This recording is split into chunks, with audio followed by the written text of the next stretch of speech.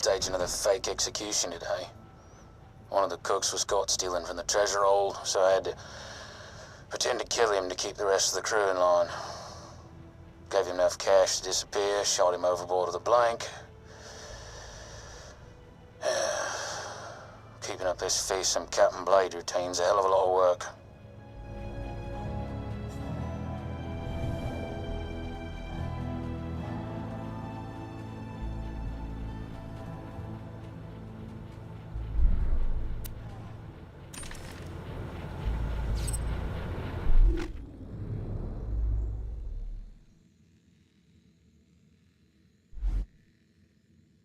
A tough decision.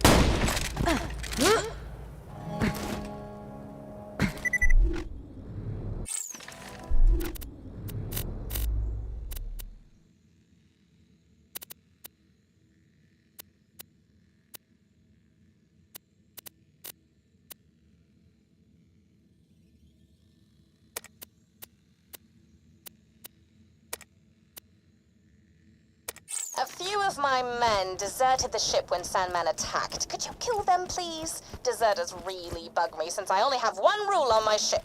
If you join, it's for life. That and no fatties. Sorry, that was supposed to be a joke. Yeah, sorry.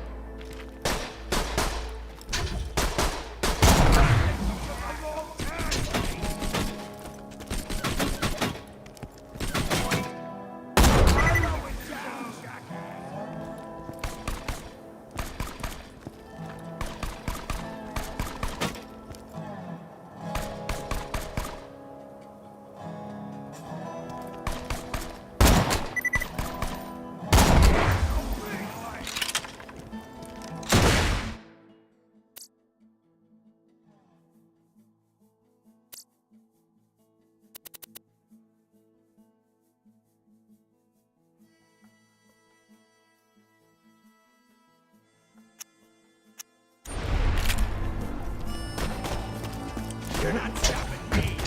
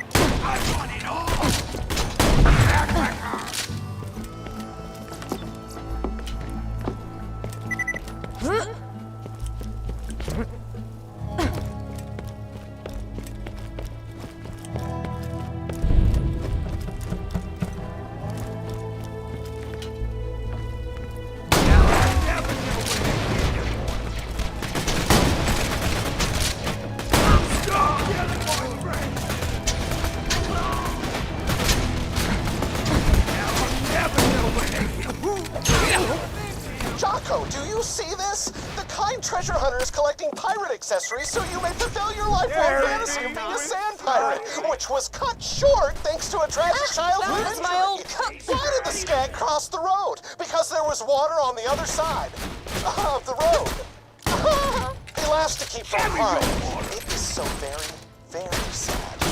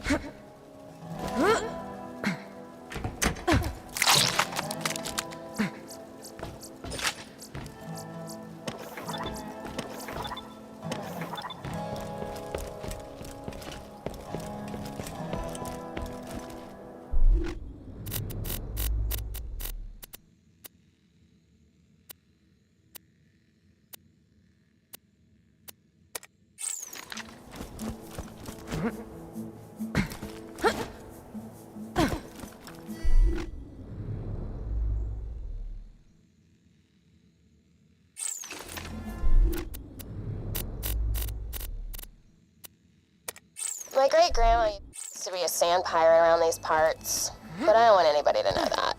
Her old ship is just outside of Oasis. I need you to scuttle it and erase any evidence of the creepy stuff my Gram used to do. Go get the explosives I stashed for you.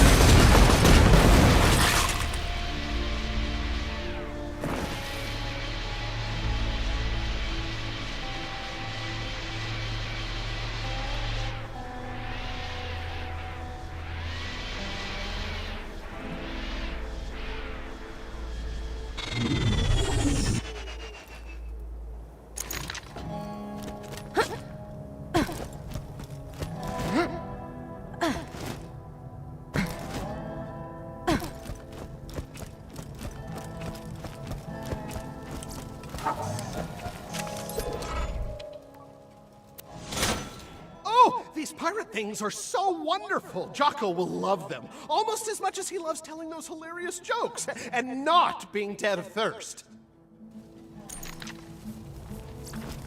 Buy a can already!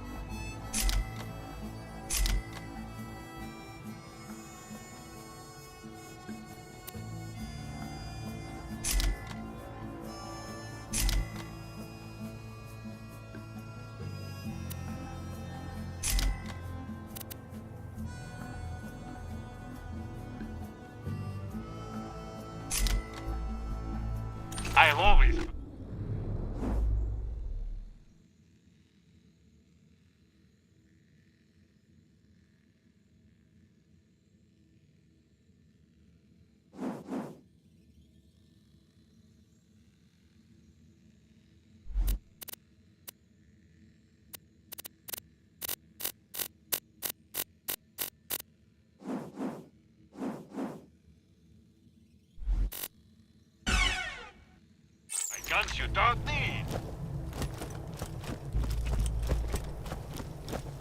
Why loot the dead when you can buy from me?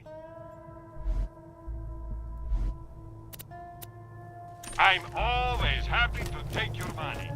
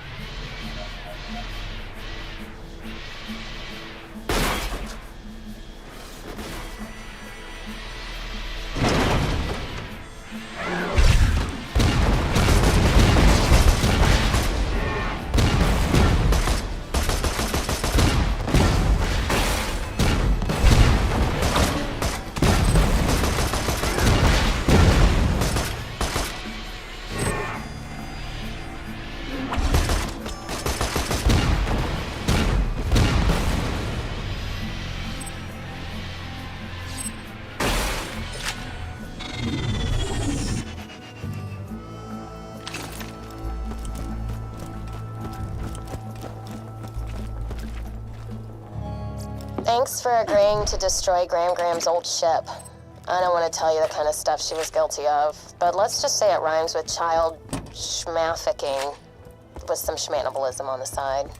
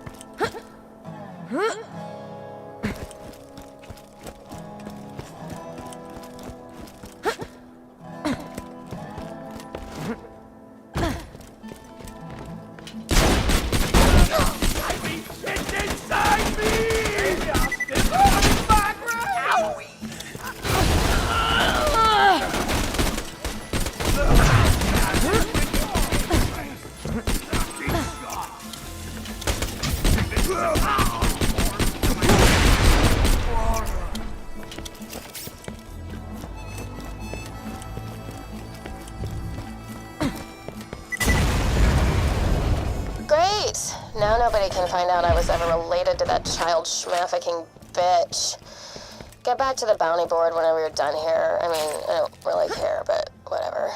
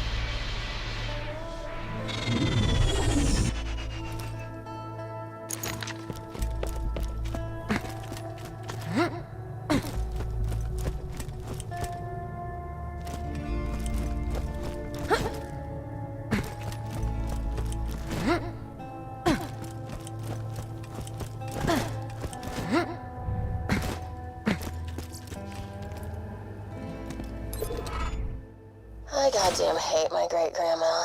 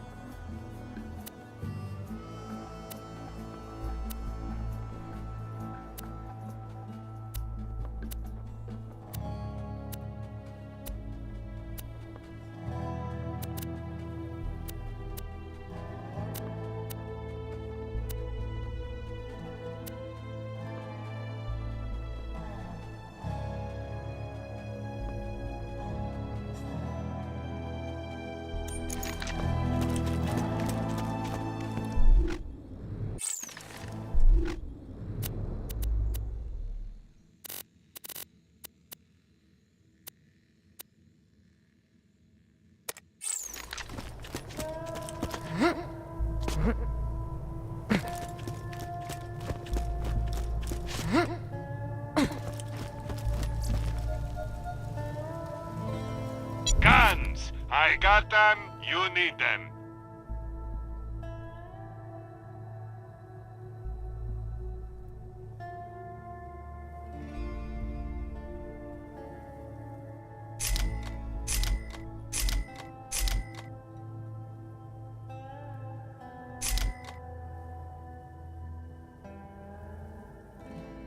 Always happy to do business with a vault hunter.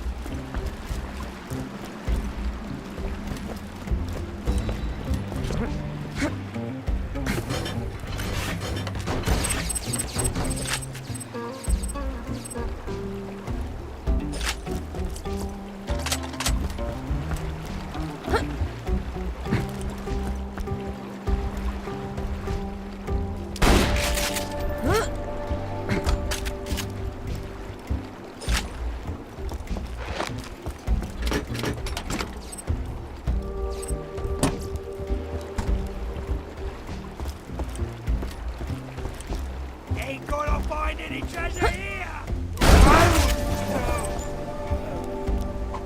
That was my pal!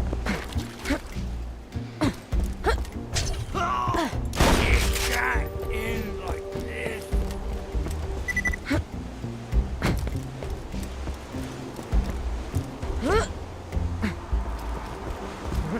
Somebody get my stuff! I remember him. Kent always bragged about blowing up an orphanage, which, I've married my fair share of children, but don't brag about it. That's rude.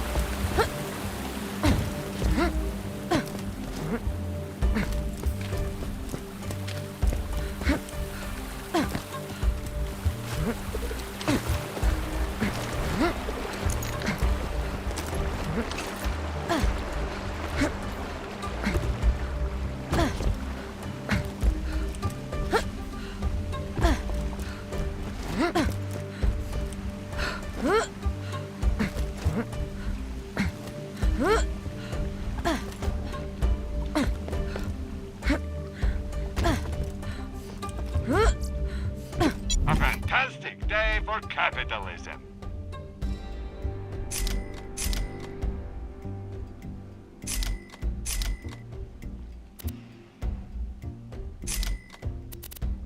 Goodbye, friend. If you shop anywhere else, I'll have you killed.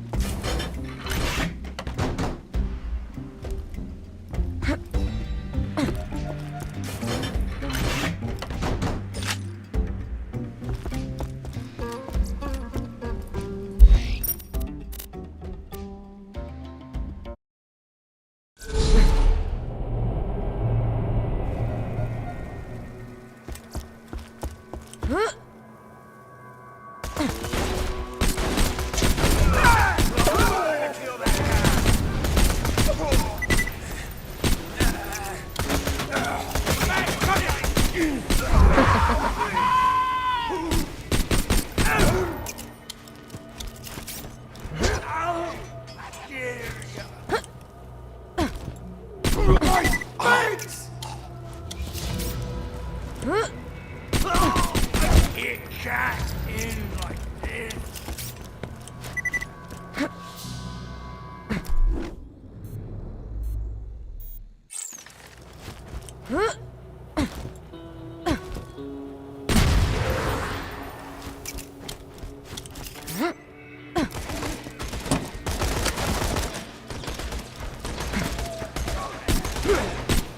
Ready for a butt whack!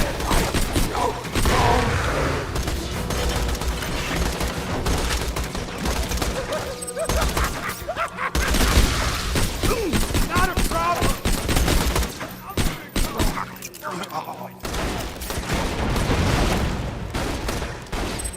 Get ready to pop!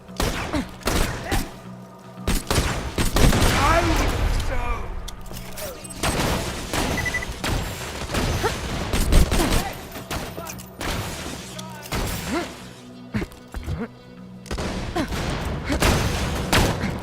I'm gonna never know where they hid their war. Run!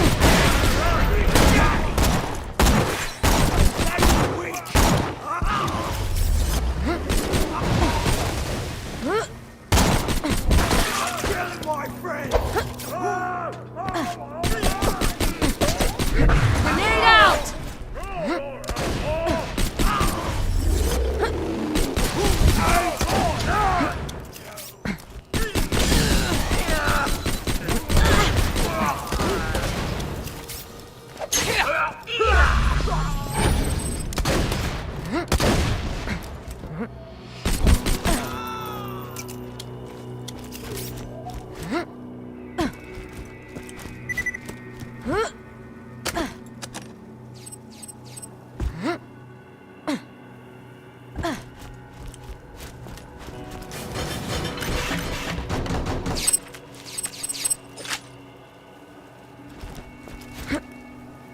We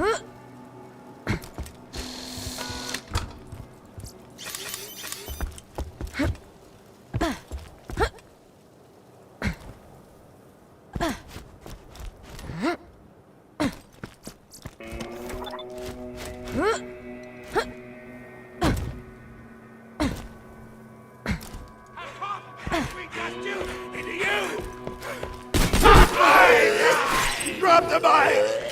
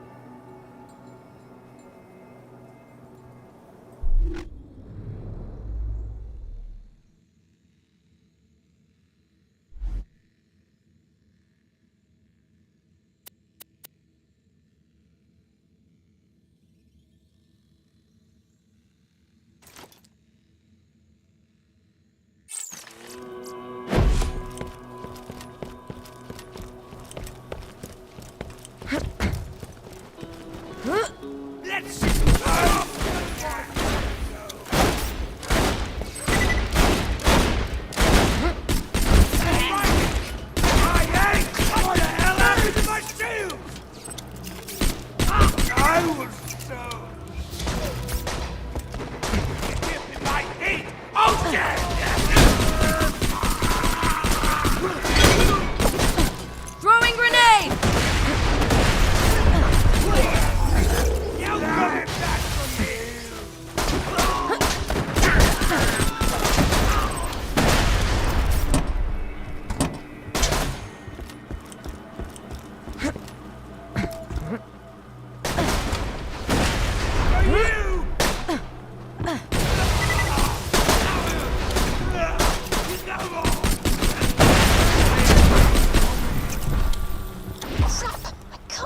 Deserter's name. It was something unisexual. Taylor, Tanner, something like... I feel really bad killing someone without knowing their name. Terry! It was Terry! Whew, I almost felt guilty there. Looks like that's all of them. Head on back whenever you're ready.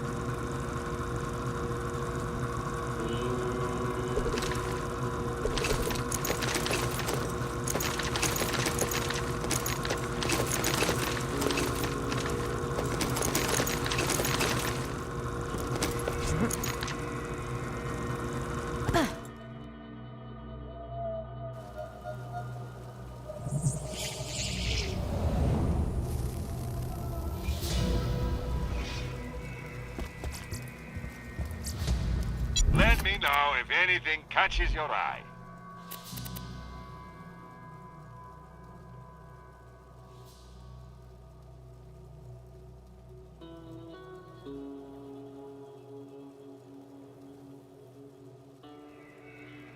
I'm sure we'll...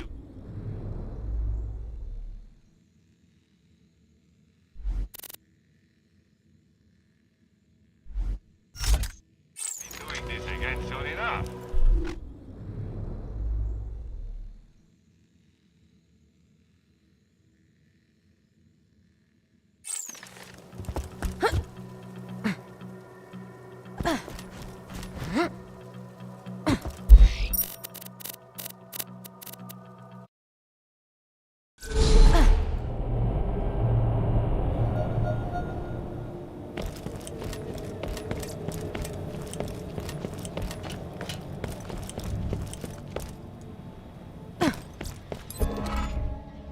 Really can't understate just how unserious I was being about the no fatties thing. I actually prefer overweight men. Hi, I'm Natalie, and I love a man who can go very fast. Go drive your skiff around in circles very quickly. I find this sexually attractive.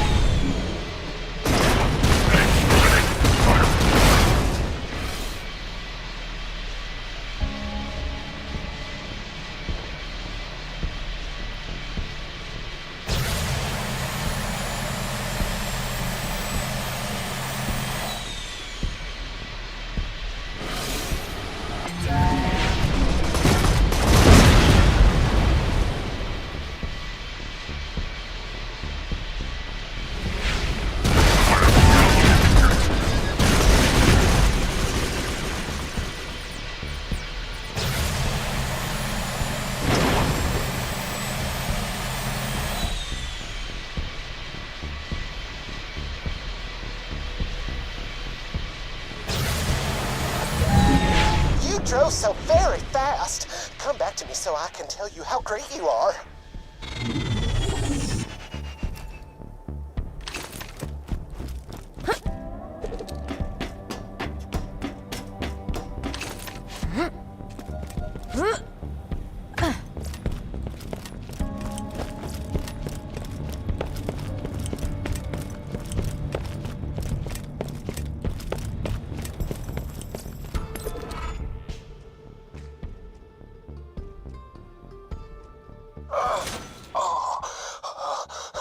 Okay, so, on second thought, you could share treasure hunting turf with the Union.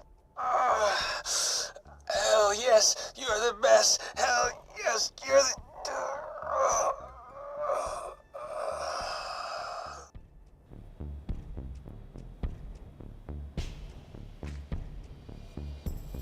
You are very good at driving fast. Va va va voom.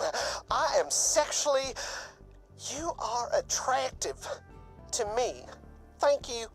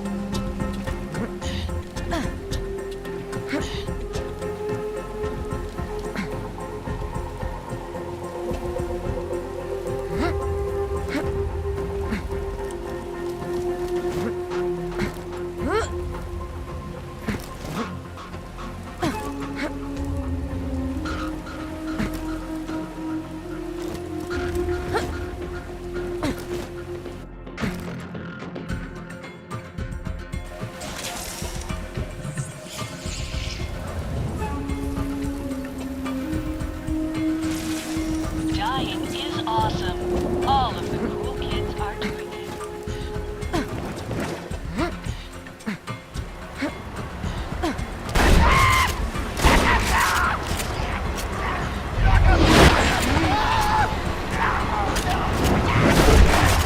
Pretty cool.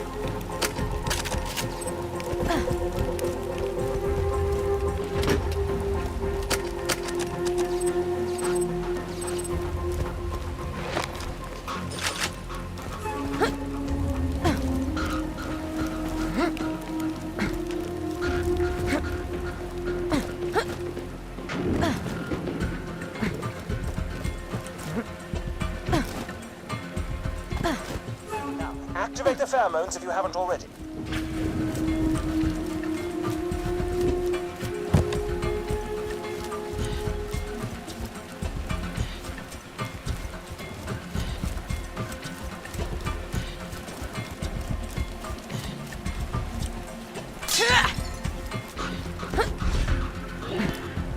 There he is. Quickly, take him out! Badass!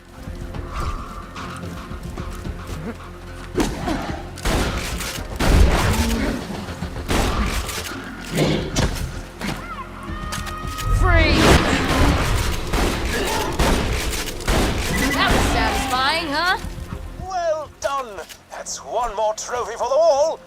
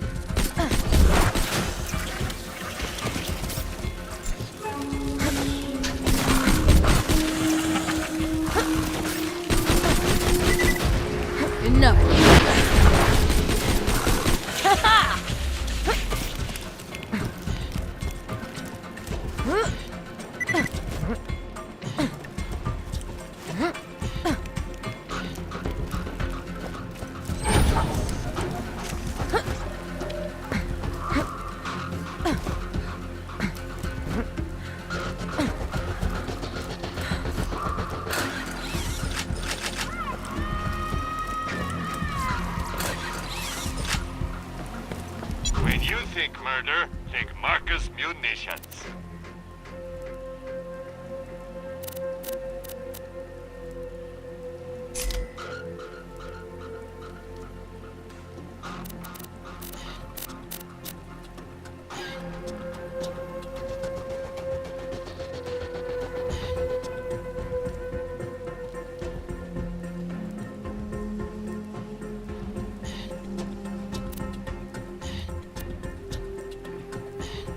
Two words, my friend.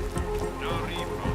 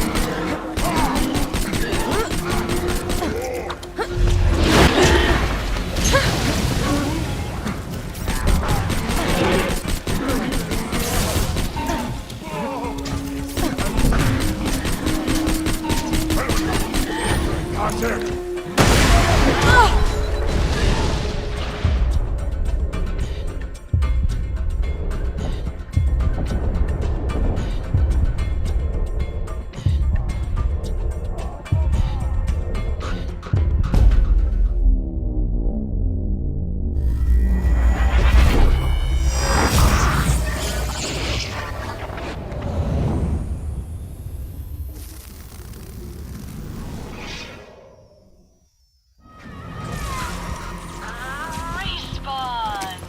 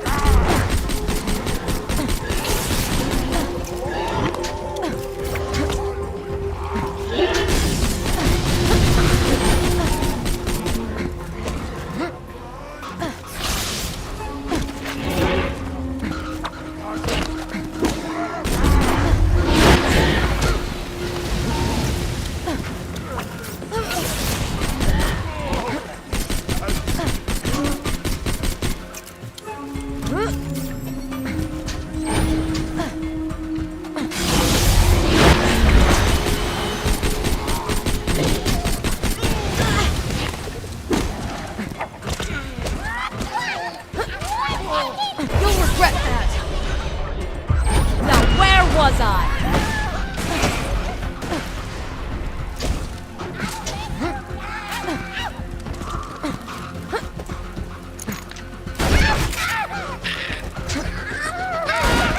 I can make it!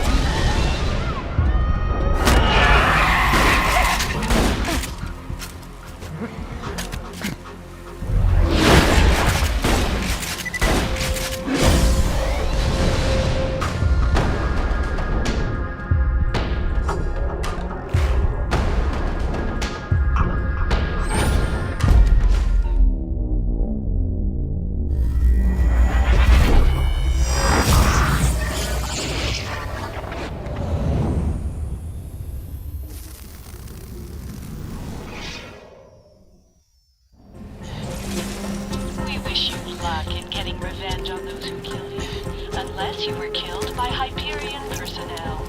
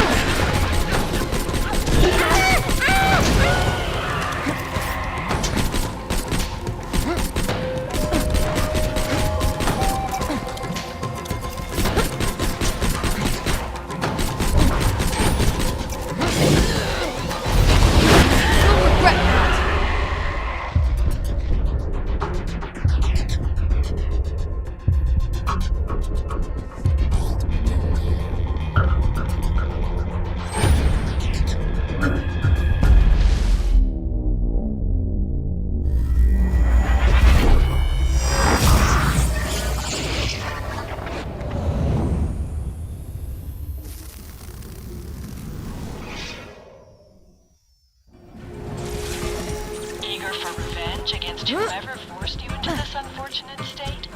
Why not upgrade your arsenal with some hype?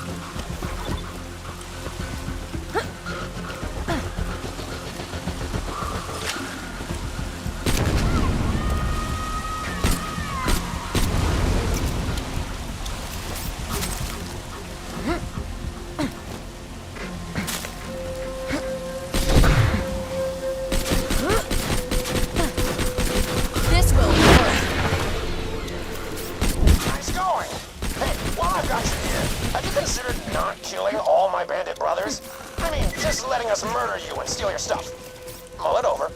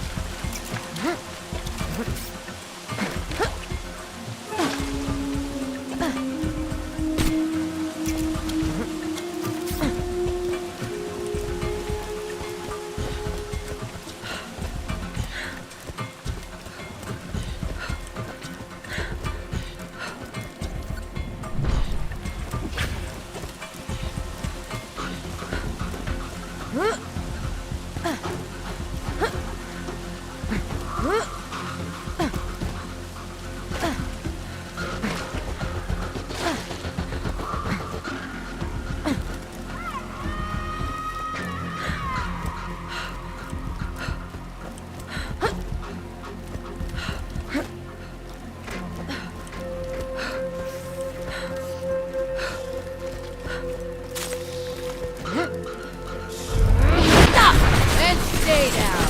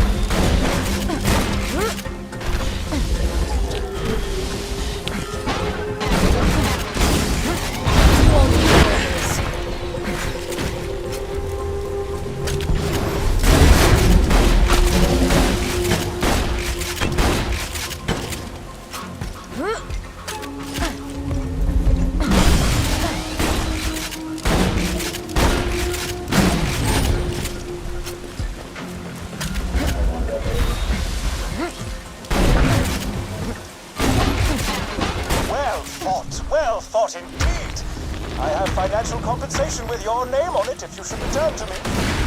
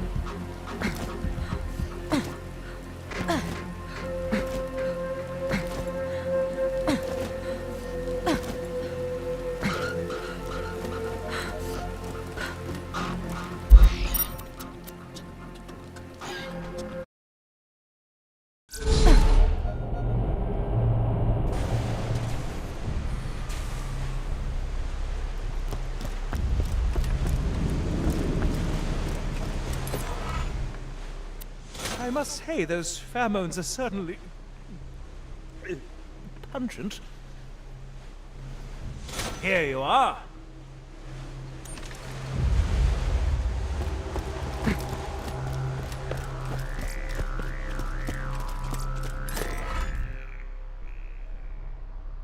I am Dietmar von Heinrich Zimmerschneit, and I search for truth.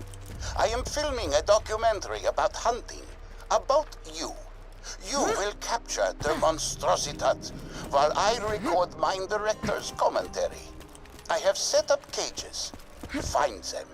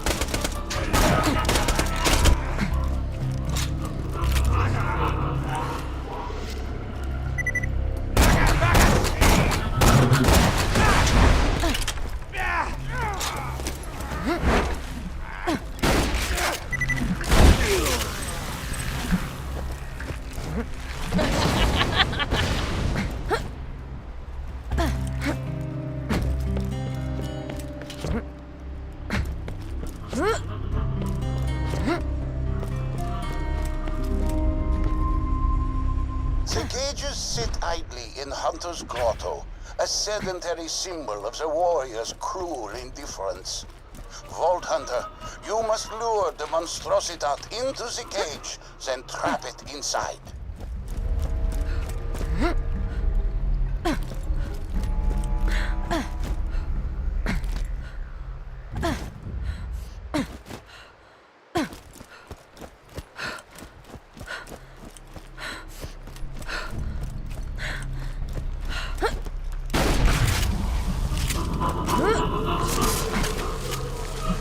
Fear me, bitches!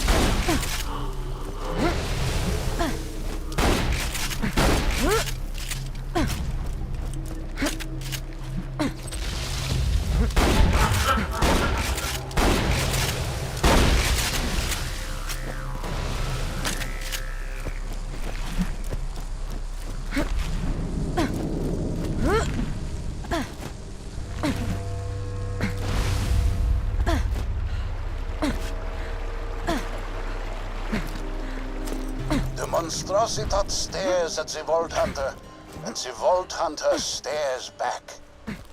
But who is the real monster?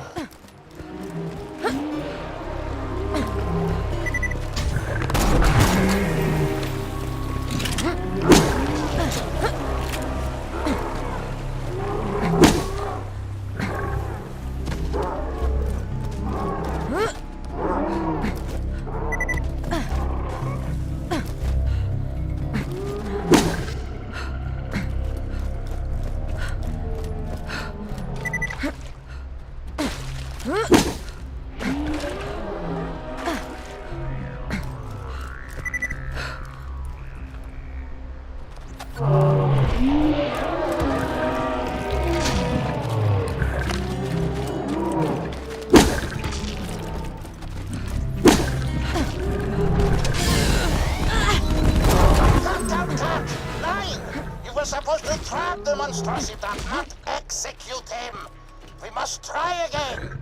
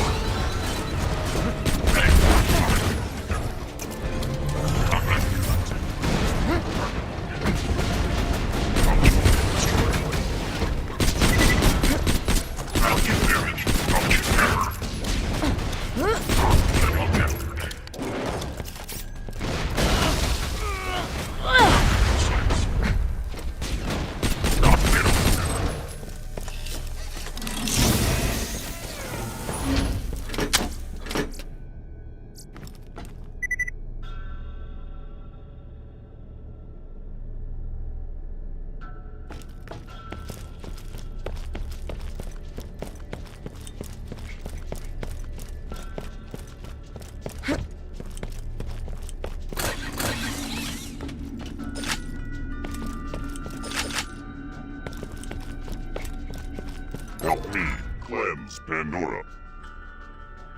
I am the censor bot. All immorality will be destroyed. Cursing is immoral. A bandit DJ is about to broadcast a stream of profanity from a nearby radio tower. Murder him violently.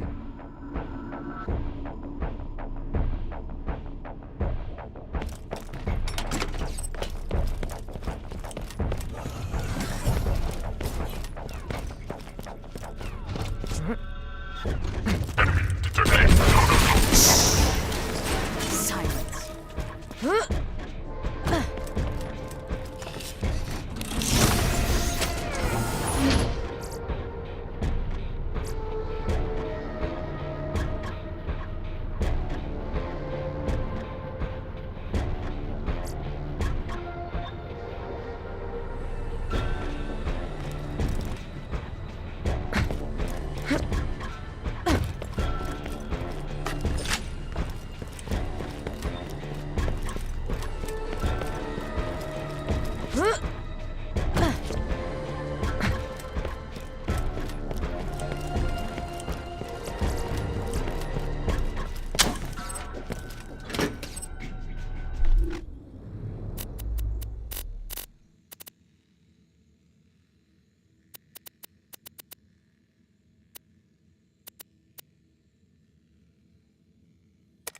Captain Blade built the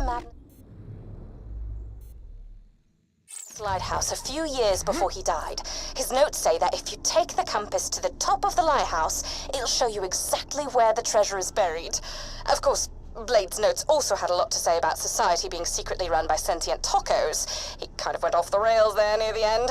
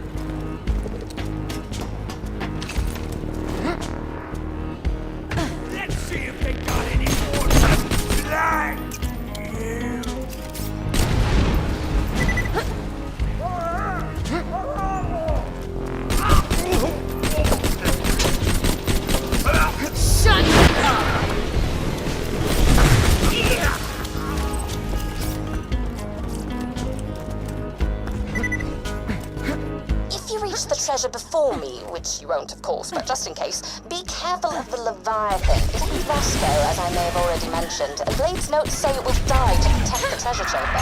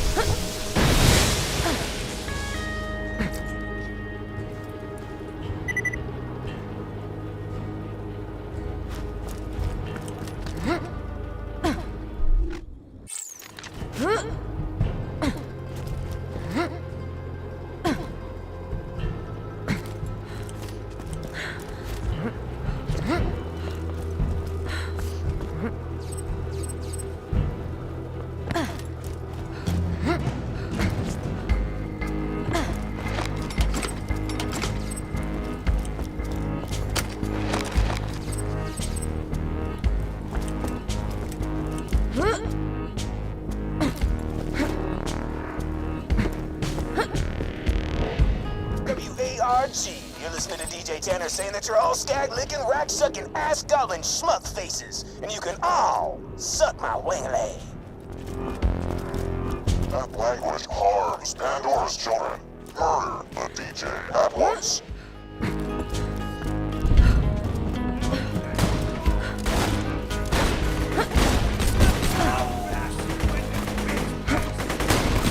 Flagged up pistolets, die!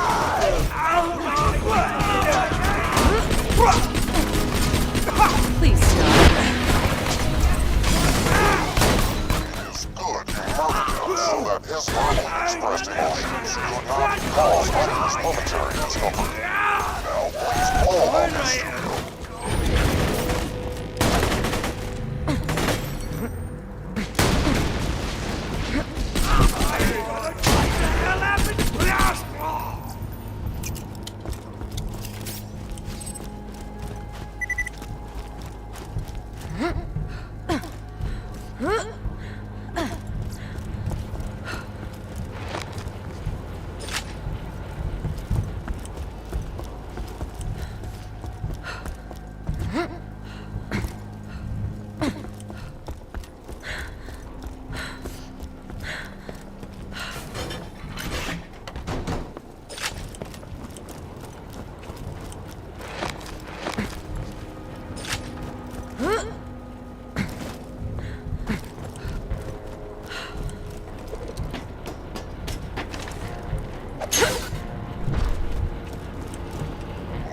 Is now a better place.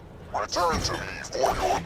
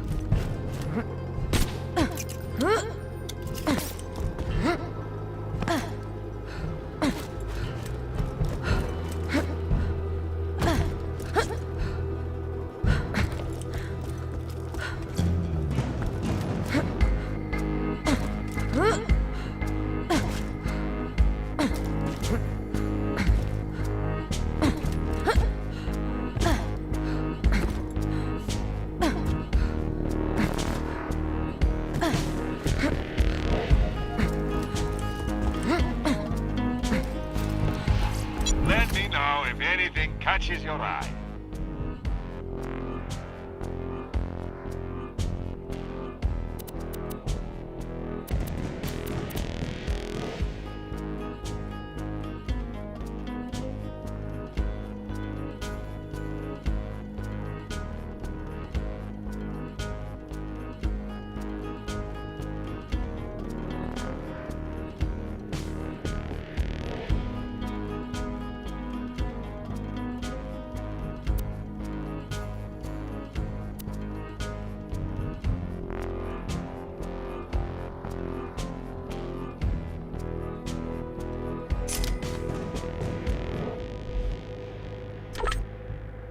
Goodbye, friend.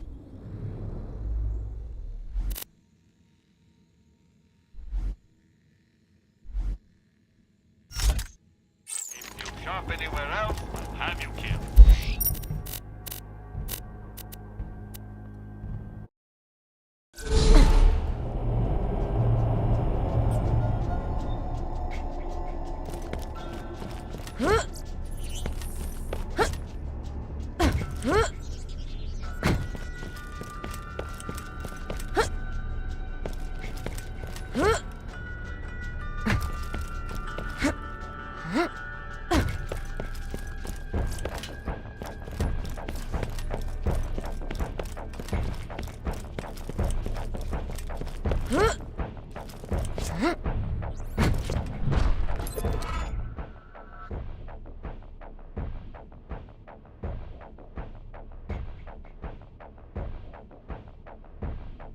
Your staring is inappropriate.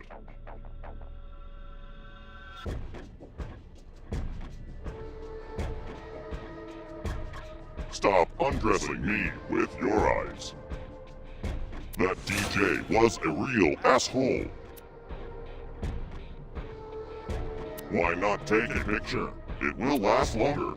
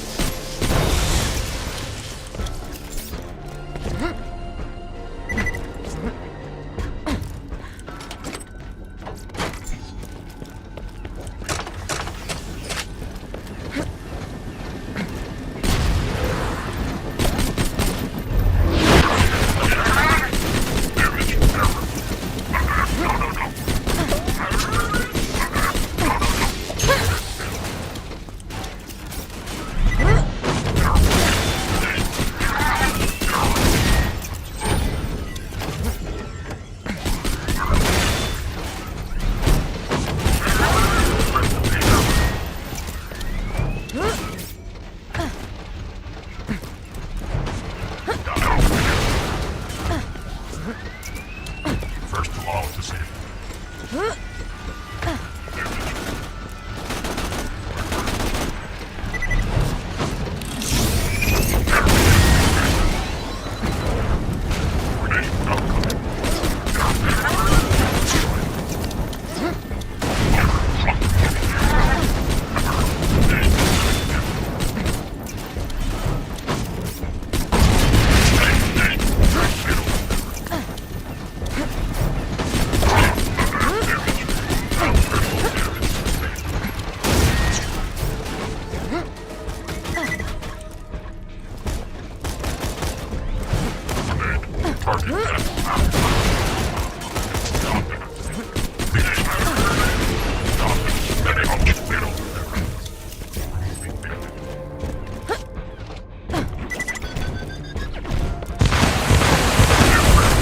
That was something.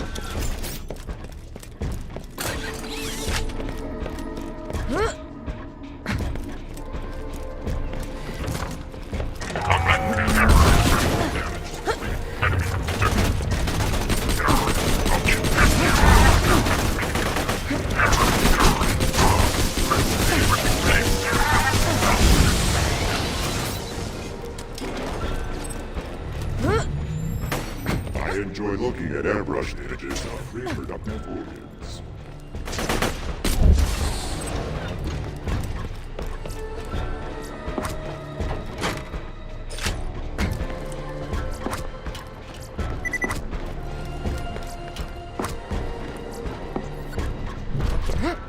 Have struck a great blow to the perversion corrupting Pandora.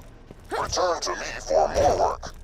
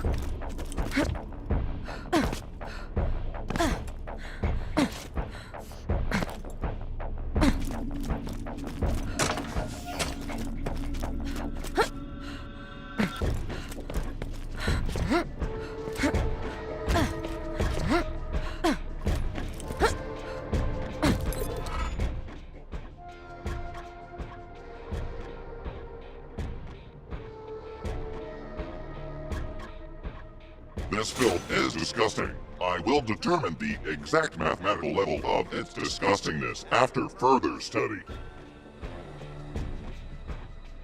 Your staring is inappropriate. Echo software piracy eats away at the moral fabric of society. Several sand pirates have bootlegged copies of the latest Echo simulation programs. Murder them and retrieve the ill-gotten goods.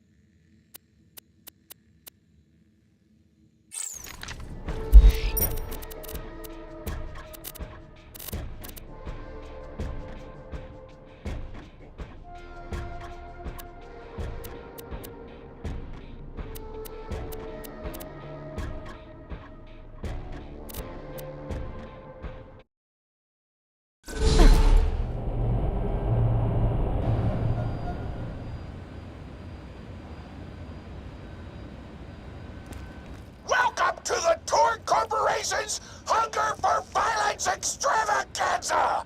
Tonight, we're gonna watch the Vault Hunter take on the ravenous Waddle Cobbler! Will the Hunter finally be able to beat the unbeatable? A fantastic day for capitalism. Good luck.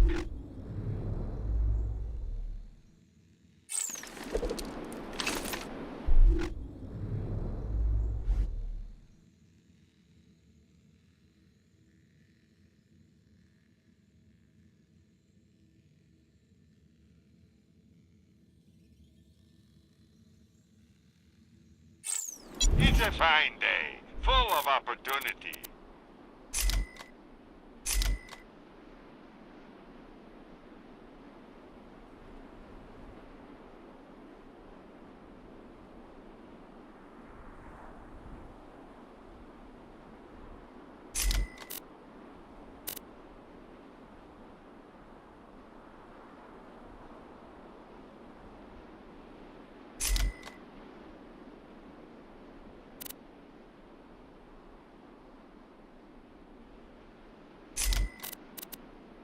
Goodbye, friend.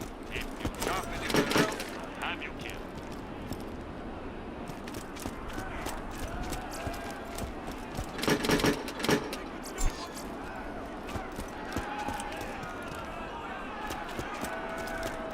But first, I'm interviewing the only Torque contestant to survive a showdown with the Gobbler. Oh, looks like we're out of time. We'll be right back after a word from our sponsor!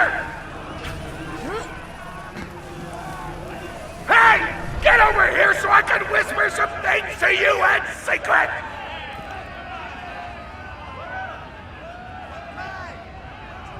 Really? The Gobbler fight is rigged. The Torque Board of Directors made the Gobbler unbeatable, so it eat all the contestants and get us a bunch of hits on the EchoNet. But I don't want you to die, cause you're cool, and oh crap, I'm not whispering anymore, my bad! You gotta get into the kitchen, kill everybody, and poison the Gobbler's food. Once the poison takes effect, you can kill him. Also, I want him dead so I can eat him! He looks delicious!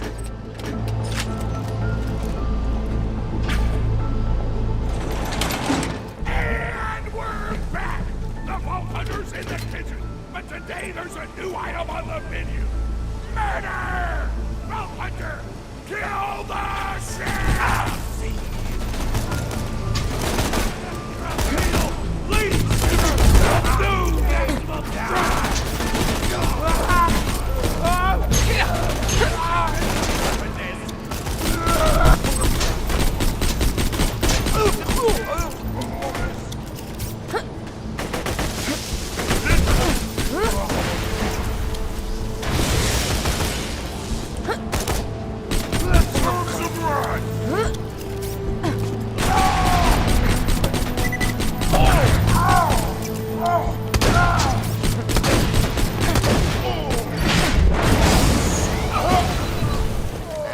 Smith here, president of the Torg Corporation.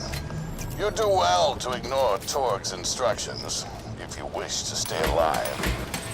With the chef's dead, we can prepare our own meal for the gobbler!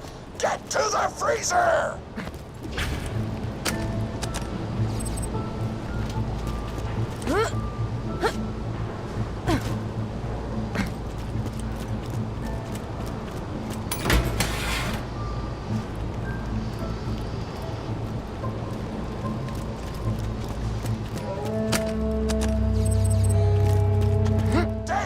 Door's locked! Let me activate my remote lockpicking program! Lockpick! Another story to sing to the cages at home! I regret everything!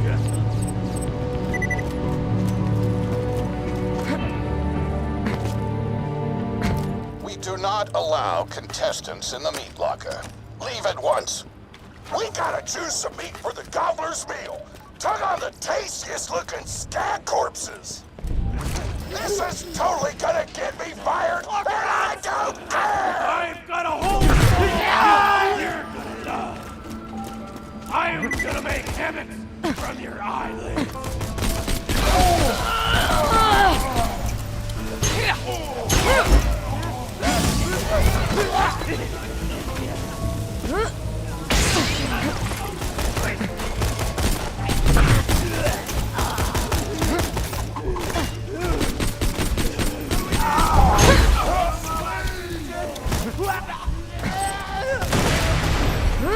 My mouth is watering!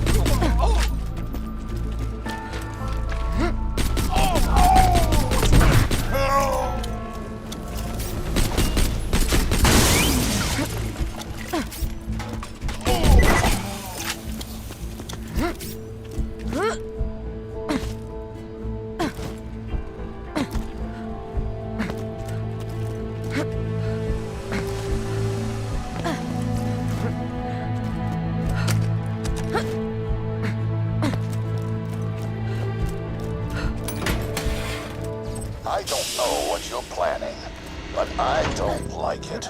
Tributes, get the Vault Hunter out of my kitchen! That acid rain!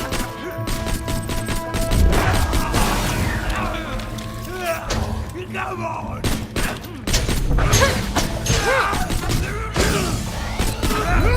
That was enjoyable. Grenade out! Hot damn! chance. You almost feel bad for them, but then you start laughing because you were technically acting in self-defense, so screw them! Violence doesn't solve anything except for all the things it does!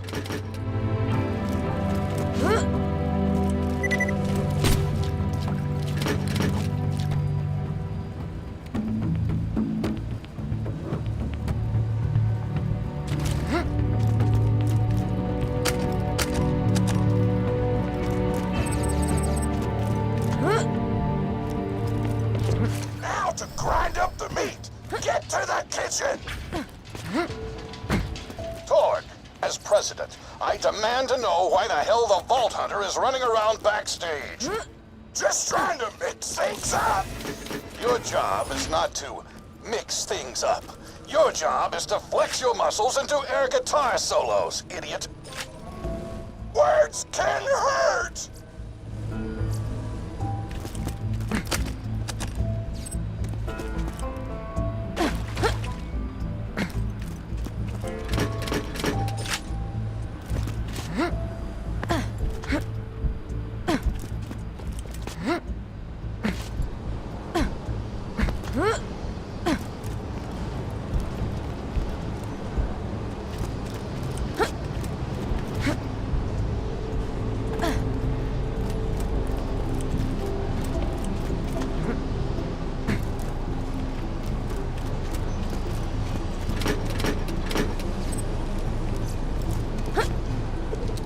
Let's get a grindin'!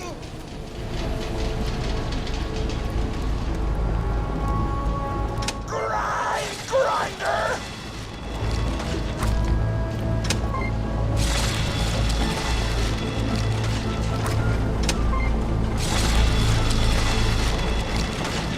Delicious! We're nearly done preparing the gobbler's meal! With the meat prepared, we only need one more ingredient. Deadly poison! Head to the stabber jabber nests!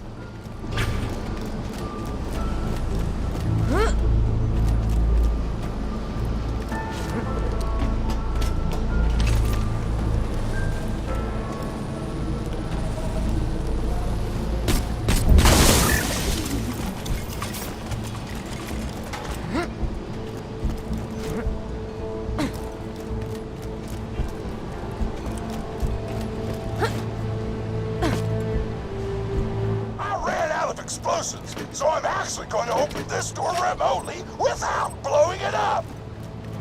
Psych! Let me know if anything catches your eye.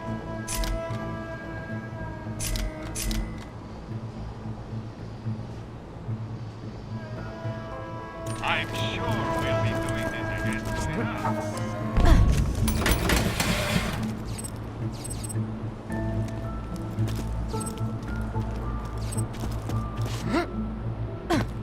You know you're following an idiot, yes? Torg created his explosive gun tech, then sold it to us for $12 and a high five. We kept him on purely for PR reasons. But you've both outlived your usefulness. Tribute, kill.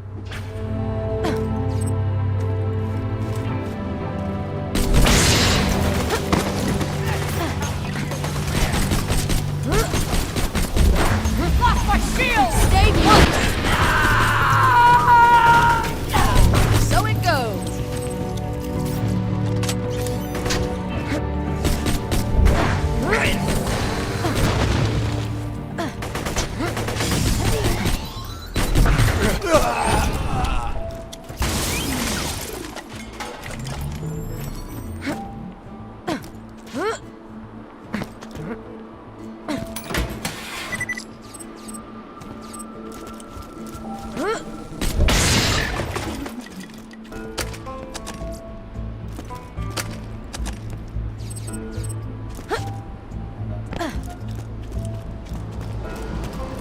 Feeling overburdened by money?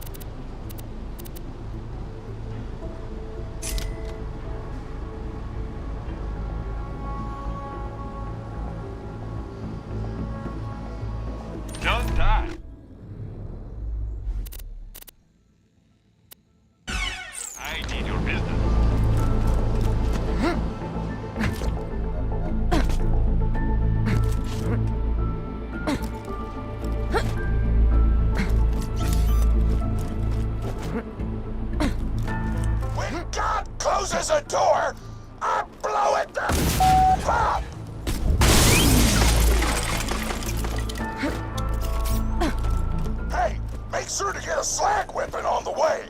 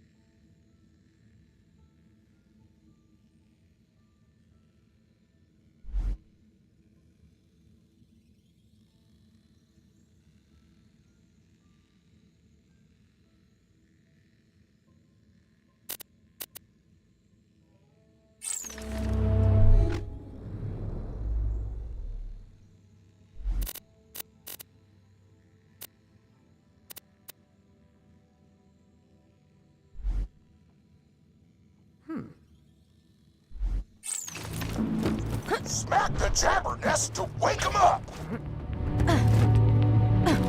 All right, now slap the jabber.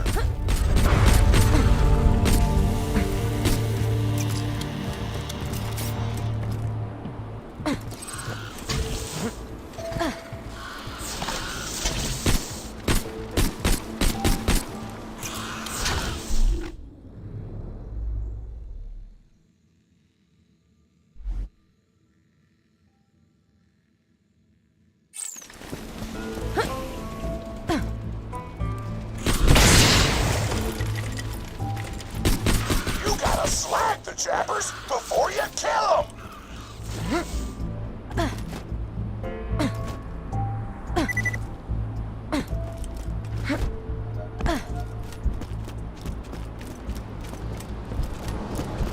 Let me know if anything catches your eye. Good luck.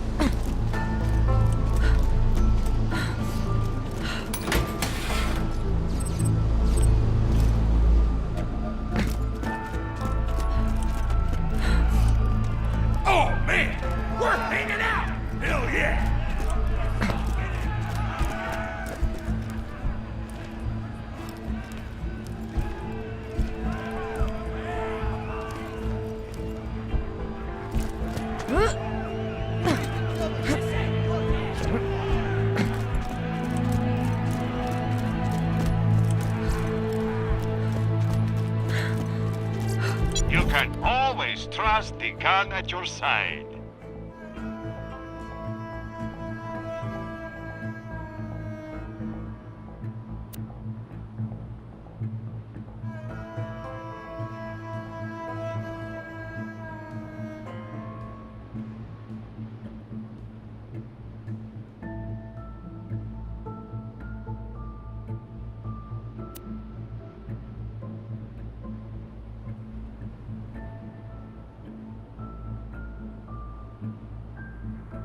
No refund. Don't get killed.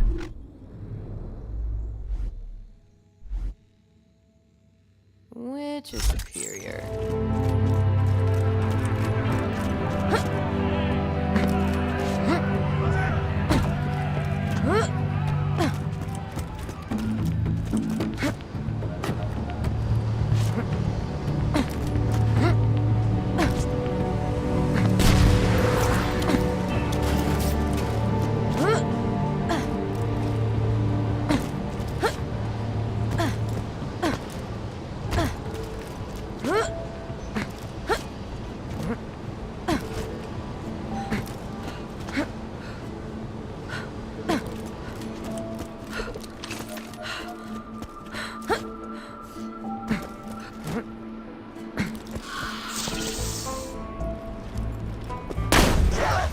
the slag wears off!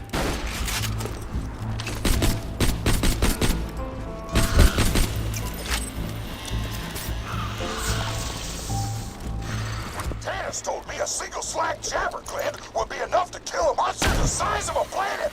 So get a few more! Keep grabbing glands. I want the monster full of poison because poison is spicy and spicy food is like an explosion before your mouth. Woo! You got all the glands. Now pop them into the gobbler's dinner and you'll be ready to fight them. Why do you insist on being a moron, Torg? This is why you lost a controlling share of your own company. I knew I should have killed you when I had the chance.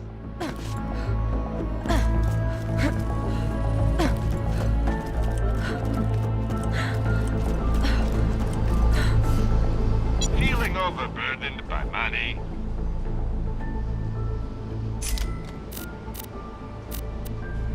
Come back anytime. Now add the poison glands to the marination vat.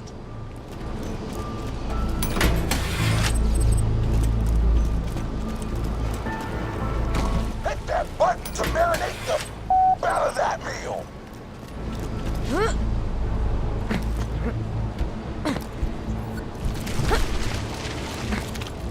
The meal's almost ready. Let's get cooking. Start the conveyor of cookery.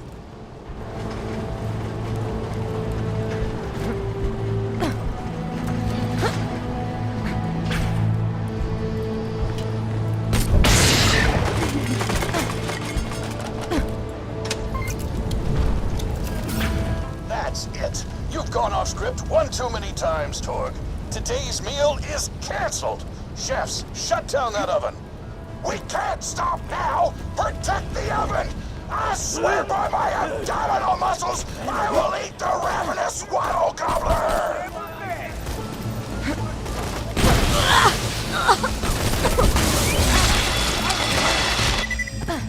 Restart the oven! I will not serve lukewarm food!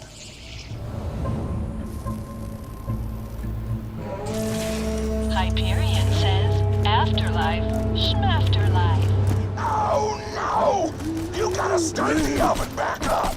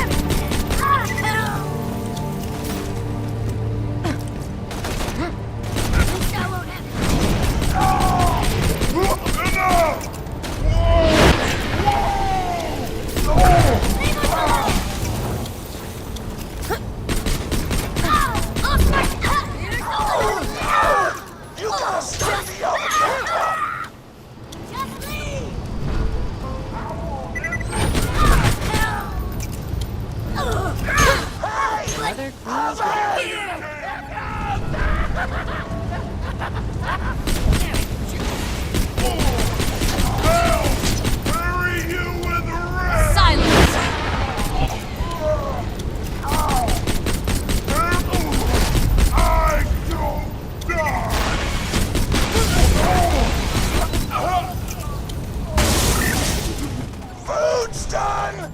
Go get it!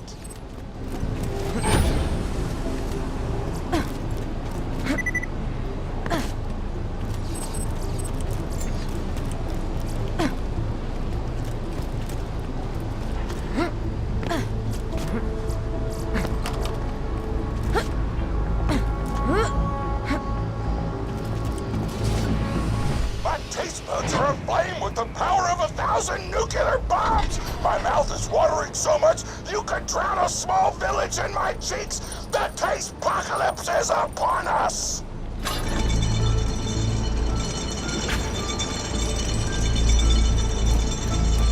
If you kill that gobbler, Torg, it'll be your last meal. The board of directors and I can guarantee that.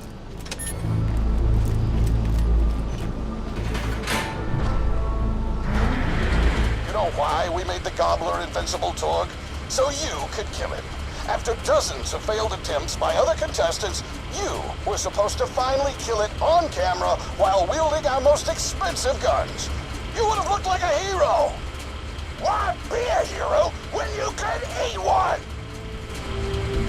You are the dumbest person in the world. I paid several other contestants to kill you if the Gobbler can't, Vault Hunter. You and Torg will pay for your idiocy. Here comes the ravenous Waddle Gobbler! We've replaced this creature's normal food with poison! Let's see if he notices! He took the bait! Now just don't die until the poison takes effect! Waddle Gobbler!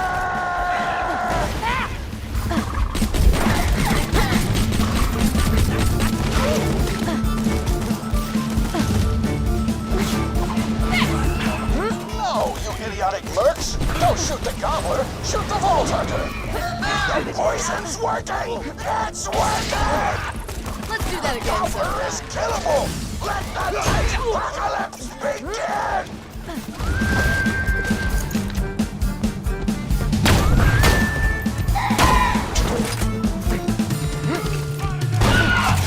Now's your last chance, Torg. Call this off, or you're out of the company. I'll just box you blood boner! Gonna eat the Change! napkins may or may not be involved! You just disobeyed a direct order from your president, Torg. You're dead. I am so scared! I know you can't tell because of the tone of my voice, but that was sarcastic! Anyway, come on back whenever, Vault Hunter!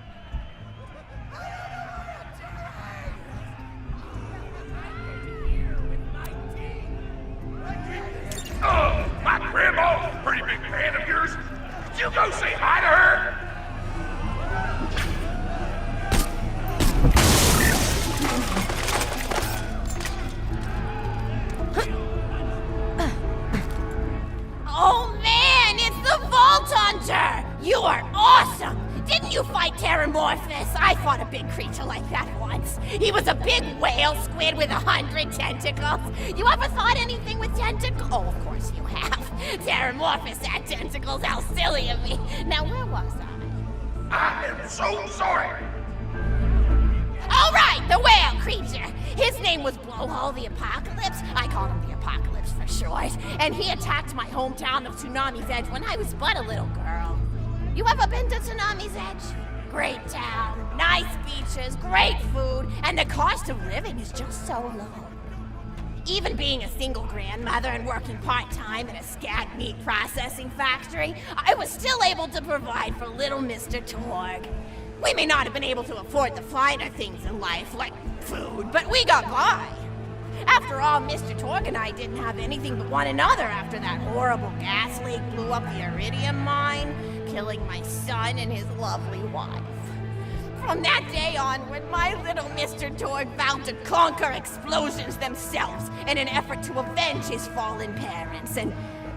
Ah, man, I've forgotten what I was talking about. Where was... Oh, right! The Blowhole the Apocalypse! So anyway, I was wrestling Blowhole to the ground, and I had my bicep curled around his blueberry throat. Blueberry? Sorry, I meant to say blubbery. I've got blueberries on the brain, I guess. I grow them in my backyard. Mr. Torg helped me plant them. Thanks again for that, grandson. I love you, Grandma! Anyway, I have my bicep around his blubbery throat, and Mr. Torg starts crying because he really likes whale squids, and he doesn't want to see me hurt one. They are the princes of the ocean! So I let the whale go after giving it a punch in the eyeball so he'll remember me, and it swam away into the ocean. And then I had Mr. Torg drive me to the ice cream parlor. He got me Rocky Road, because Rocky Road's my favorite. I'm extremely partial to the way the marshmallows act like little landmines of flavor amidst the battleground of chocolate. What's your favorite flavor of ice cream? Is it pistachio? I bet it's pistachio. Oh, that reminds me! You'll never guess who I saw today! Pistachio the Amazing! He's a magician who studied under Crazy Earl, so he's got that weird mustache, you know, but I saw him make a rack hive disappear. A whole rack hive! I said to Mr. Torg, Mr. Torg, wasn't that amazing? And he said, yes, it was, Grandma. Didn't you say that high five? You remember saying that? I remember, Grandma! And we stood in line afterward and got his autograph, and I thought I had it somewhere around here, but it's probably in the attic. I really ought to go up there and clean it out one of these days. I have so many little keepsakes up there. You're paying attention, right? Say, what's my favorite flavor of ice cream? Oh, so you are listening. How wonderful. You're an even better listener than my old pet rack, Beasto. Beasto was such a sweetie. You ever had a pet rack? If you can tame them, they are the sweetest pet you'll ever have. He used to just sit on my shoulder and bite chunks of flesh out of my neck to pass the time. I still remember the way he used to tweet. He went, tweet, tweet. It was so cute. I had a conversation with him once. I said, Mr. Beasto. He liked being called Mr. Beasto. It made him feel like an aristocrat. I said, Mr. Beasto, you're looking very cute today. And he said, oh, thank you, that's so nice. Or he tweeted in a way that made me know that's how he felt. And then he lowered his little head like he was taking a bow. It was adorable. Beasto was my third pet rack.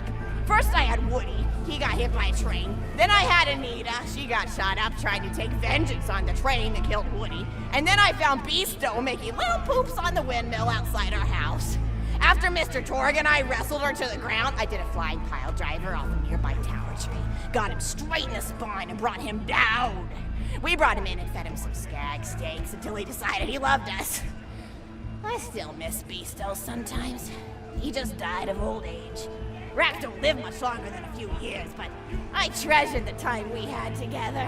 Oh, poor Mr. Torg. When Beasto died, he cried for a week. The kids made fun of him at school, but I told him not to pay them any mind. Being in touch with your emotions is not a character flaw! That's right, High Five. Is something wrong? You look confused, Vault Hunter. Oh, you probably haven't heard anyone call Mr. Torg High Five before. The world may know him as Mr. Torg, but the Flexingtons always refer to him using his middle name. It's a Flexington family tradition, after all, to use your grandfather or grandmother's name as your own middle name. And my husband, Hi-Fi Flexington, God rest his soul, was the best grandfather Mr. Torg could have asked for before he passed. He taught Mr. Torg dang near everything he knew about firearms. Without Hi-Fi's teachings, I don't think the Torg Corporation would exist at all.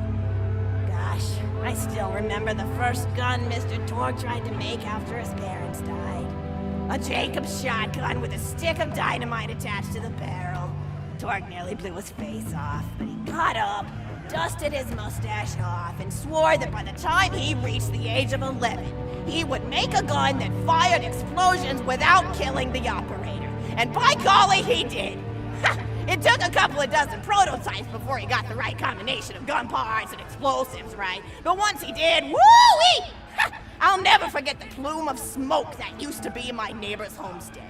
They were jerks though, so it's okay. Gosh, I've been talking your ear off for some time, haven't I? It's so kind of you to listen for this long. I've taken up too much of your time already. Please don't feel like you have to stick around any longer. As a matter of fact, take this for giving this old woman some company. Woo!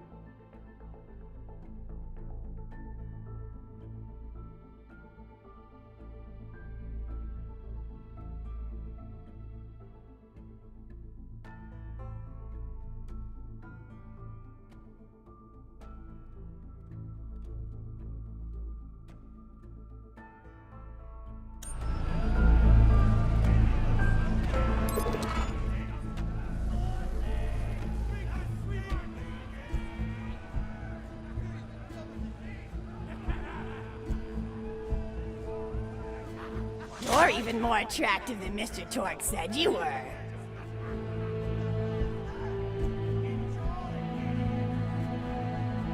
I've got another story for you, but I'd like to tell it to all of your friends at once. An old lady like me has to save her voice, you know. Oh, you still want to talk with me? How incredibly sweet of you. Say, you'll never guess who I saw today. Captain Scarlet. She was robbing my retirement home with a few other brigands, and I recognized her from her wanted poster, and I said, "Oh, hey, you fought the Vault Hunter, didn't you?" And she bowed all elegantly and said something like, "Indeed I did, madam," and said that you were really good at fighting, and that you beat her fair and square. She didn't seem to harbor much of a grudge about it. Nice girl. You should think about meeting up with her again if you're not shacked up with anybody, you know? I mean, of course, you probably are. Gorgeous hunk of a Vault Hunter like you. I bet you're beating away suitors left and right. Look, you're blushing. Oh, I could just eat you up. Mr. Torg was so scared of trying to get a date for such a long time. He used to go to parties in high school and just stand in the back without talking to anybody. I am an introvert! I tried to tell him, I said, don't worry about chasing love. If you chase your dreams, then love will follow. See, that's the thing people don't get. You watch Echo films and they're just awful. They teach you that the only way to be with someone is just to pursue them over and over until they decide they like you. In reality, you know when you like someone almost immediately. You can't really convince somebody to fall in love with you. You just look like a stalker. But if you do things that you're interested in, like making guns that explode or killing mercenaries, then people will see that confidence and skill you have and they'll be attracted to it. But there's always a fine line between that kind of confidence and narcissism, you know? There's nothing worse than somebody who wants to be famous. I remember when Mr. Torg first sold his weapons tech to that board of I'll never directors, forget he what was the pretty head monk told me egocentric before I left for a the while. Abbey. Taking pictures Child, of you have so himself much and left to learn, posting he them said. to the EchoNet all I the imagine time. he would have continued Trying to speaking about hobnob that with every experience. celebrity that used his weapons. He came back home one day with a supermodel under each arm, and I said, Mr. Torg, what are you doing? You've lost sight of who you are. It's been weeks since you actually created a new gun, I said. And it was true. He'd been more obsessed with being well known for doing something great than with actually doing something great. It was a dark point in my life. Thankfully, High Five listened to me and got to work on what would eventually become the Kerblaster.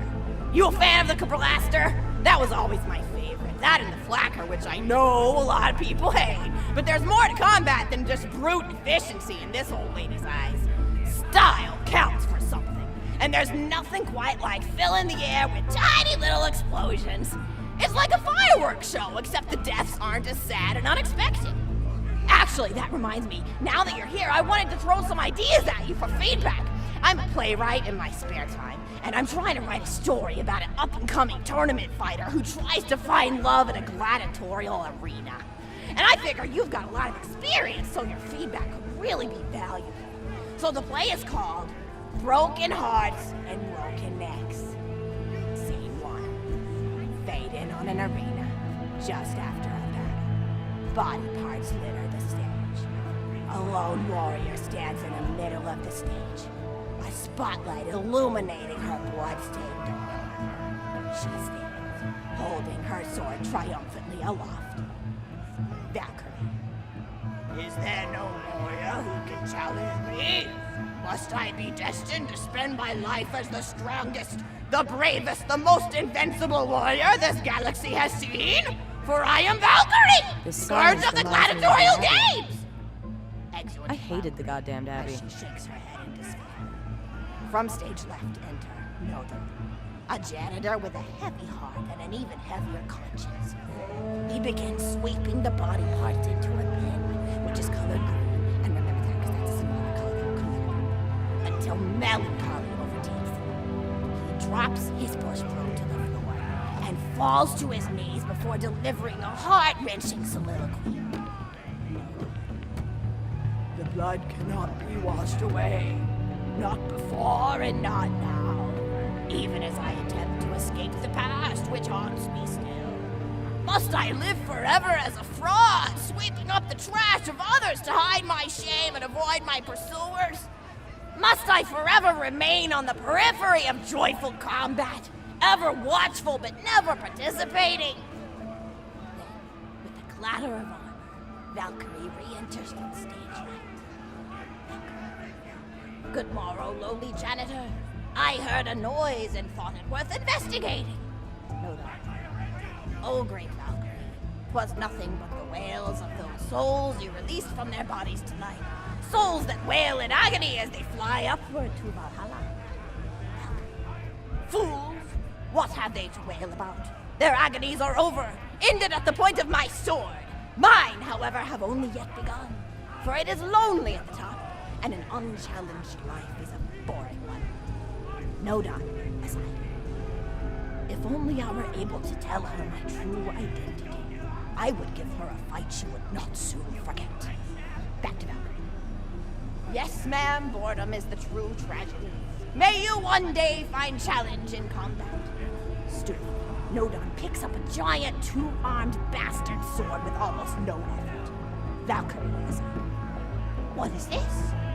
Excellent. Stage left. Valkyrie. What strength this janitor possessed?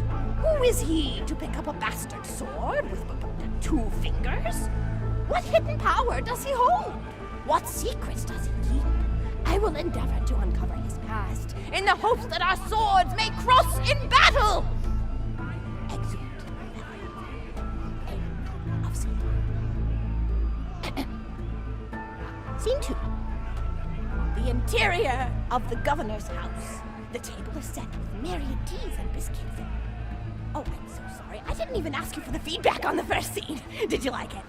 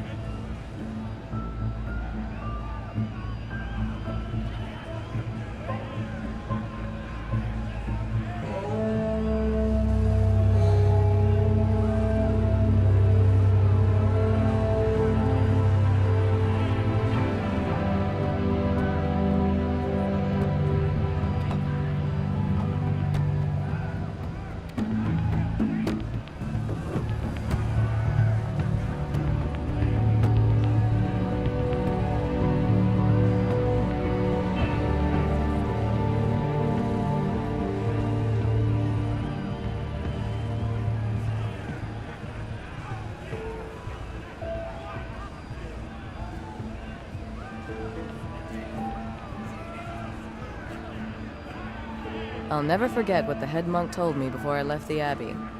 Child, you have so much left to learn, he said. I imagine he would have continued speaking had I not pulled the trigger.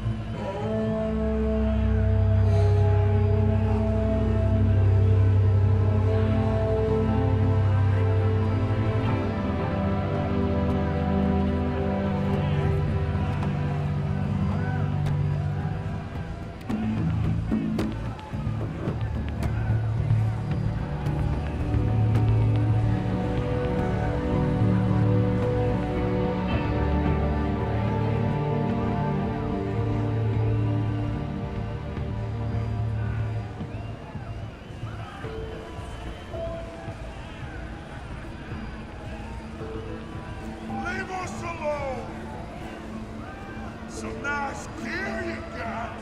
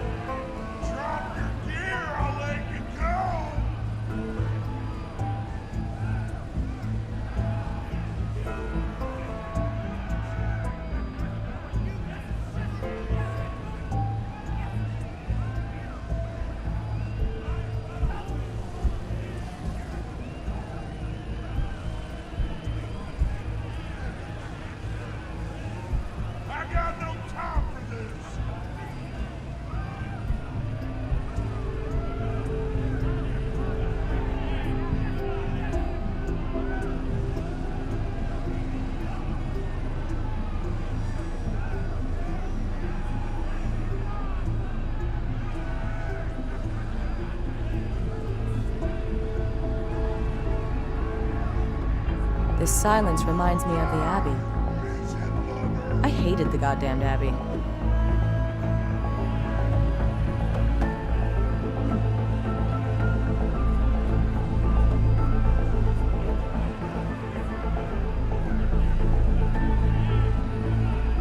This one's mine!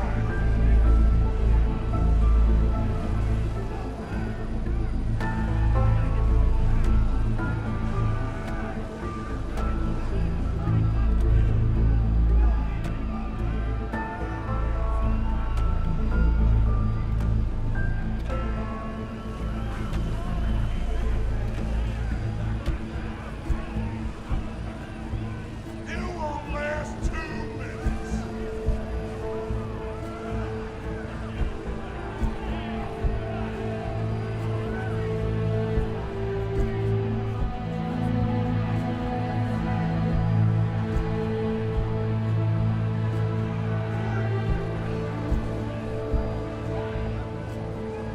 I got no time for this!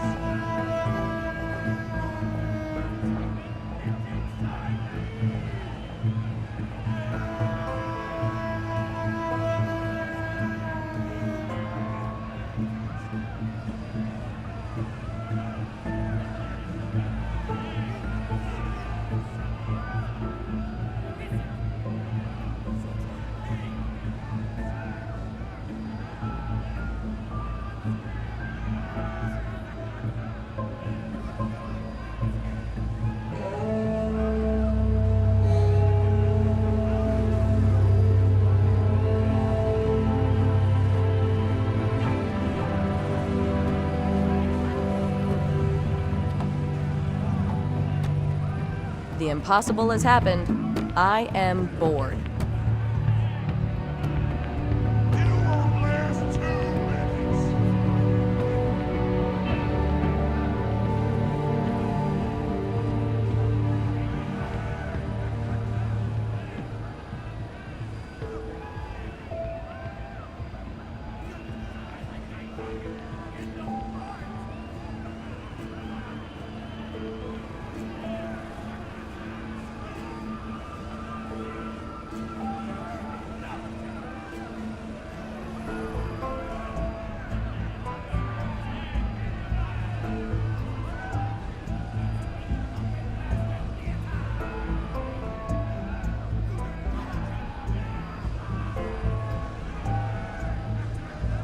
Leave us alone!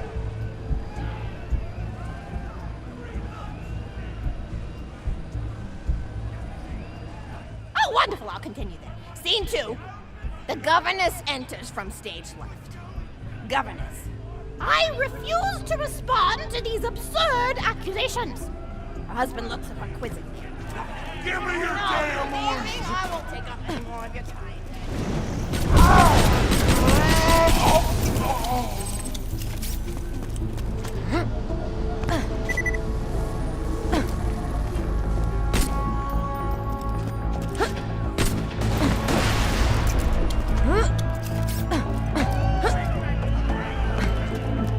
You're not busy, are you? I've got another story for you, but I'd like to tell it to all of your friends at once. An old lady like me has to save her voice, you know.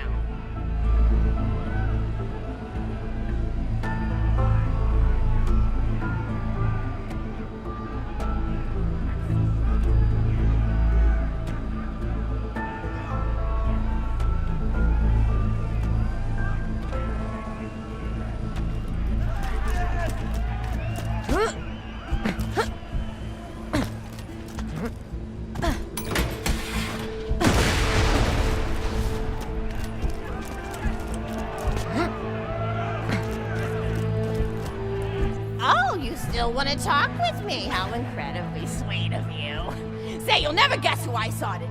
Captain Scarlet. She was robbing my retirement home with a few other brigands, and I recognized her from her wanted poster, and I said, "Oh, hey, you fought the Vault Hunter, didn't you?" And she bowed all elegantly and said something like, "Indeed I did, madam," and said that you were really good at fighting, and that you beat her fair and square. She didn't seem to harbor much of a grudge about it. Nice girl. You should think about meeting up with her again if you're not shacked up with anybody, you know? I mean, of course, you probably are. Gorgeous hunk of a vault hunter like you. I bet you're beating away suitors left and right. Look, you're blushing! Oh, I could just eat you up. Mr. Torg was so scared of trying to get a date for such a long time. He used to go to parties in high school and just stand in the back without talking to anybody. I am an introvert! I tried to tell him, I said, don't worry about chasing love. If you chase your dreams, then love will follow. See, that's the thing people don't get. You watch Echo films and they're just awful. They teach you that the only way to be with someone is just to pursue them over and over until they decide they like you. In reality, you know when you like someone almost immediately. You can't really convince somebody to fall in love with you. You just look like a stalker. But if you do things that you're interested in, like making guns that explode or killing mercenaries, then people will see that confidence and skill you have and they'll be attracted to it. But there's always a fine line between that kind of confidence and narcissism, you know?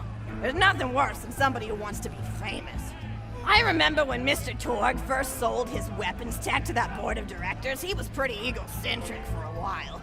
Taking pictures of himself and posting them to the EchoNet all the time. Trying to hobnob with every celebrity that used his weapons. He came back home one day with a supermodel under each arm and I said, Mr. Torg, what are you doing? You've lost sight of who you are. It's been weeks since you actually created a new gun, I said.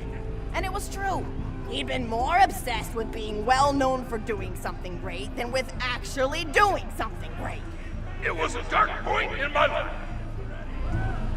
Thankfully, High Five listened to me and got to work on what would eventually become the Kerblaster. You a fan of the Kerblaster? That was always my favorite. That and the Flacker, which I know a lot of people hate. But there's more to combat than just brute efficiency in this old lady's eyes. Style counts for something.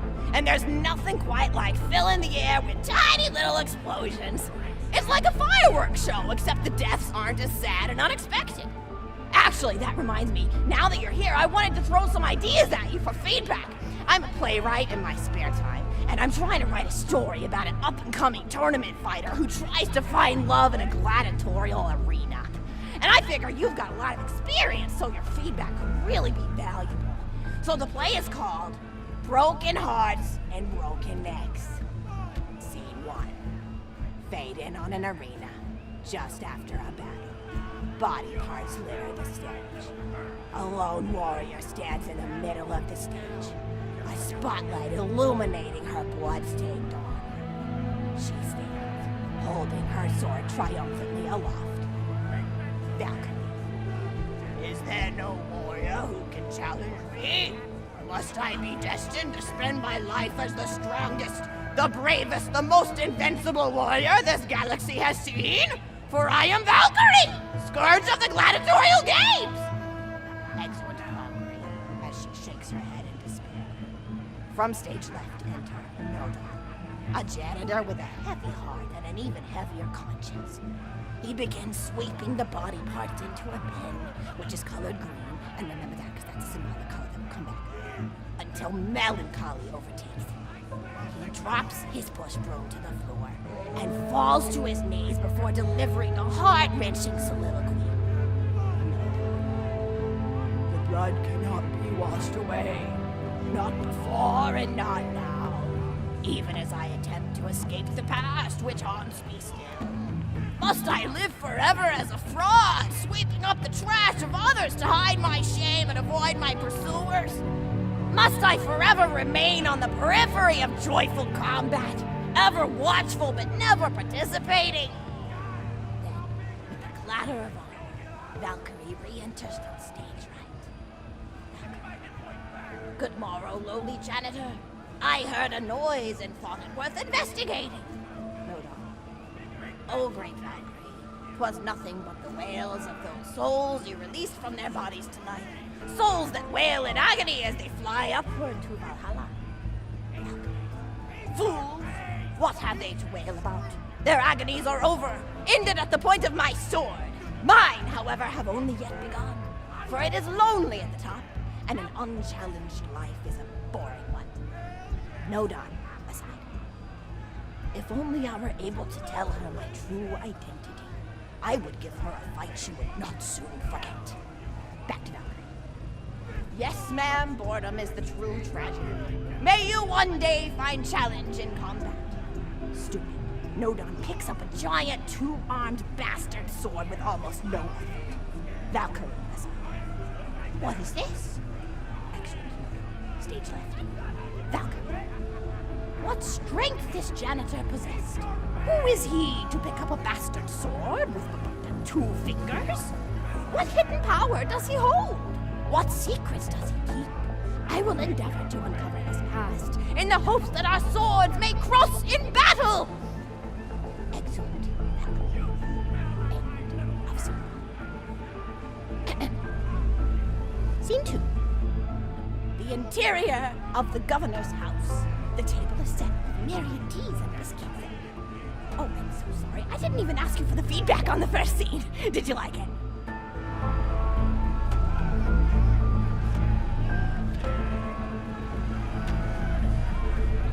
Oh. I guess I've got some rewriting to do. Sorry for wasting your time.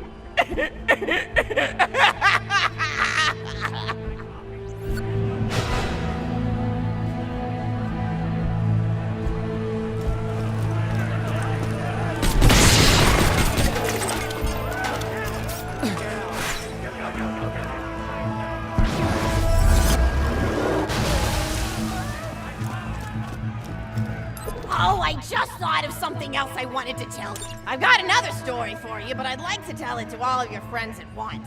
An old lady like me has to save her voice, you know.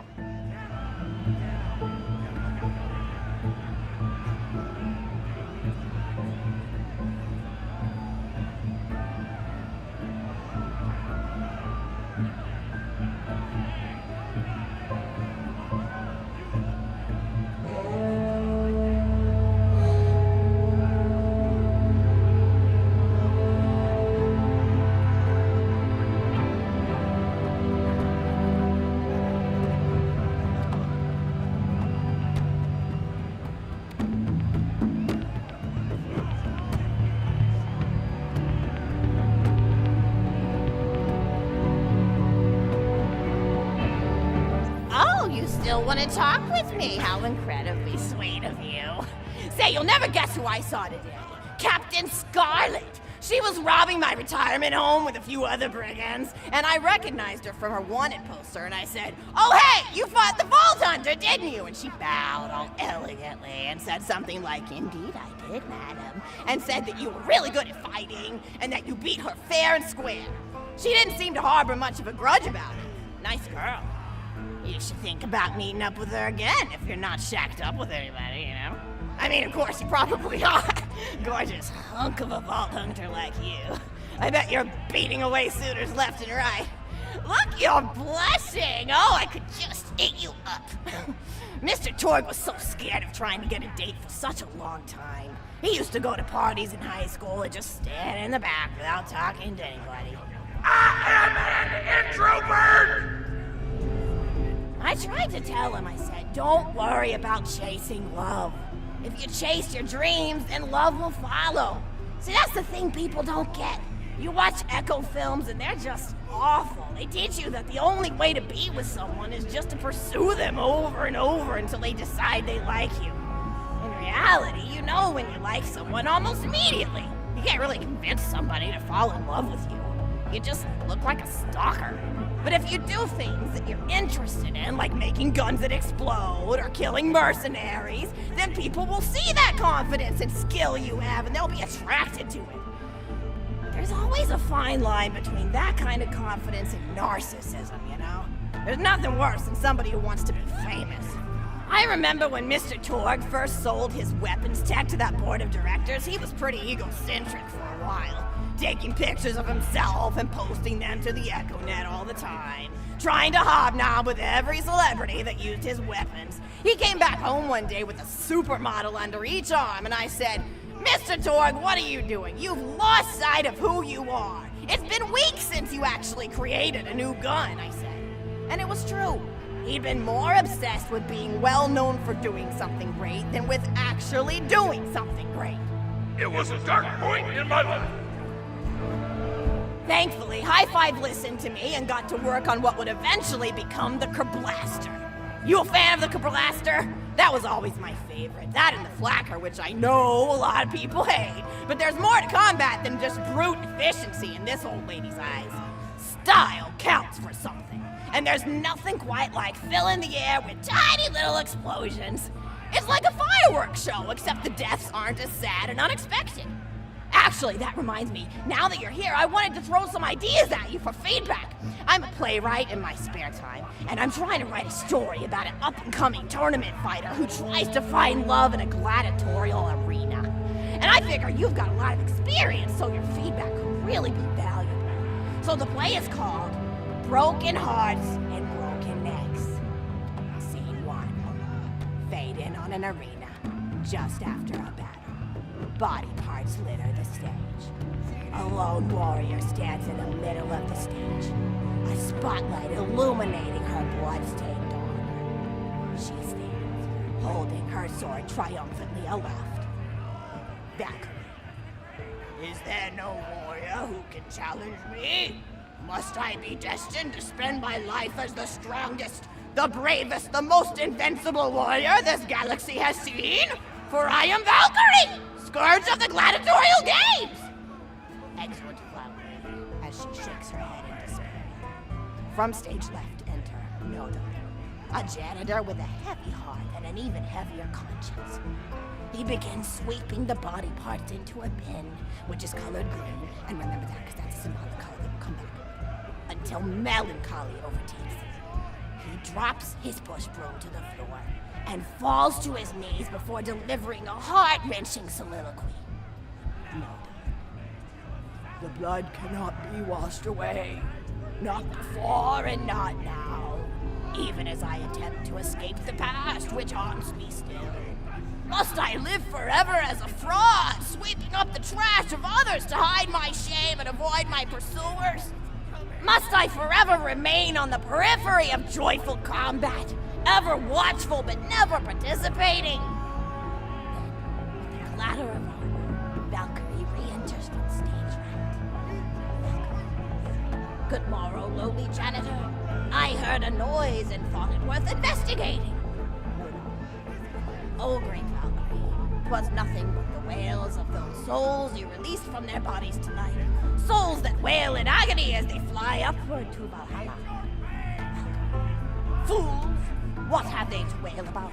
Their agonies are over, ended at the point of my sword. Mine, however, have only yet begun. For it is lonely at the top, and an unchallenged life is a boring one. Nodon, aside. If only I were able to tell her my true identity, I would give her a fight she would not soon forget. Back to Valkyrie. Yes, ma'am, boredom is the true tragedy. May you one day find challenge in combat. Stupid. Nodon picks up a giant two-armed bastard sword with almost no effort. Valkyrie is on. What is this? Excellent, Nodon. Stage left. Valkyrie. What strength this janitor possessed? Who is he to pick up a bastard sword with but 2 fingers? What hidden power does he hold? What secrets does he keep? I will endeavor to uncover his past in the hopes that our swords may cross in battle! Excellent. End of scene 1. Scene 2. The interior of the governor's house. The table is set with myriad teas and biscuits. Oh, I'm so sorry. I didn't even ask you for the feedback on the first scene. Did you like it?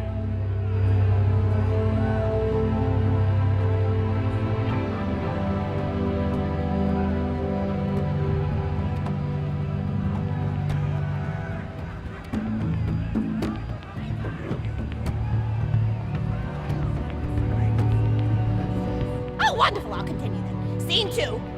The governess enters from stage left. Governess, I refuse to respond to these absurd accusations. Her husband looks at her quizzically. Governor, Bored. and what accusations may those be? Governess, Actually, you know what? I don't think I'm ready to get feedback on the play yet. But what about you? What are you up to? Tell Grandma Flexington all about it. I bet you've had some amazing adventures. Mr. Torg told me about the time you all played bunkers and badasses together. He said it was one of the most fun and welcoming experiences of his life. Grandpa! You're embarrassing me! Sorry, sweetie, but really, you and the Vault Hunters are his first real pals. It wasn't easy for Mr. Torg to make friends at school when he had facial hair at age 8, pecs at 8.5, and dead parents by age 9. People found him intimidating. But I told him that he should be thankful for the fact that he looks different.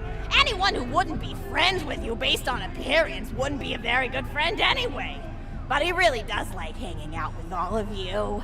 Most people these days want Torg to pose for pictures or blow something up by flexing at it. It's not often he gets to sit down and play games with people. Oh, speaking of games, did you play Going Back to the House yet?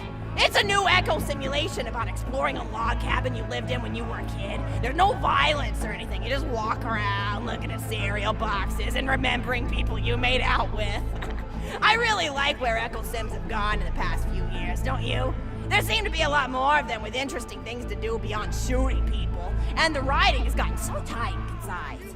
For instance, did you ever play The Samurai's Marker? The whole game's story was delivered through haiku. Did Zero write it or something? No, I'm just joshing. I know you're too busy for that. But oh yeah, I was playing At the End of the Pointed Gun last night on my Echo Sim player, and wow, is that funny. It's about a guy who punches people and smacks himself in the face with doors. Easily one of the best punch-related comedy sims ever.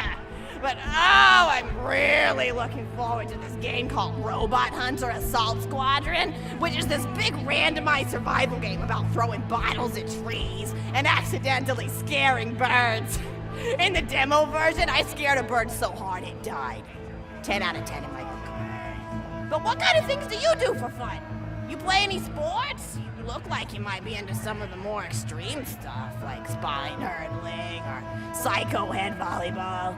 I knew an athlete a lot like you when I was younger. Her name was Nijo, and she was especially gifted at the giblet toss. That's an old pastime we had back when I was younger. Idea was you punch a convict, and then see how far you could make their viscera fly across a big field.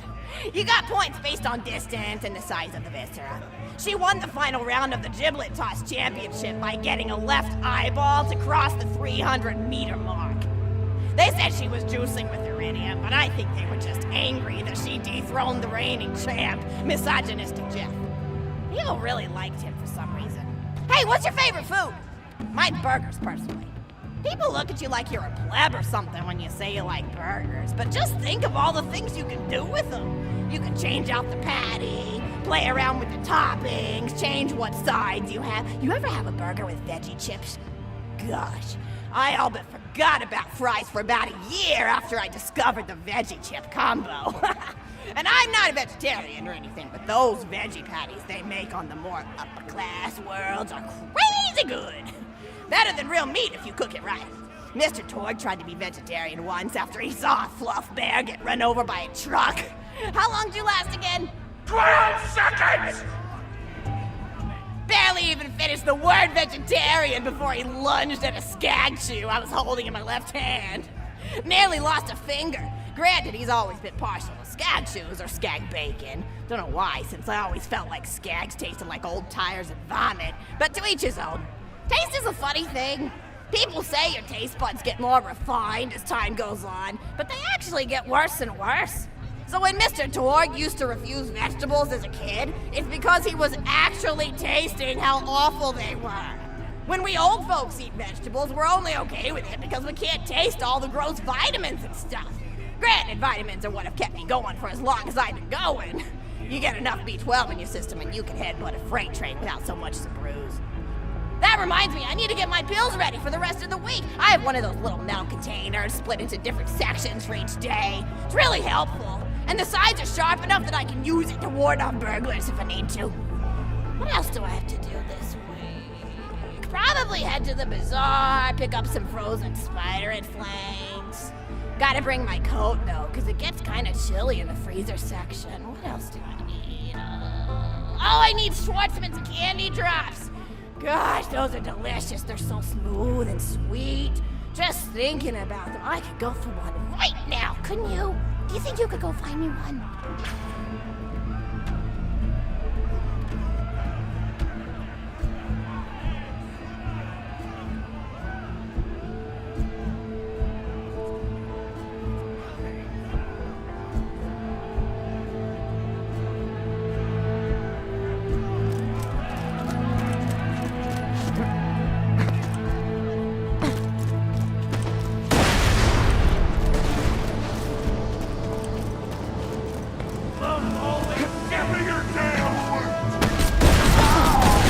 That was fun!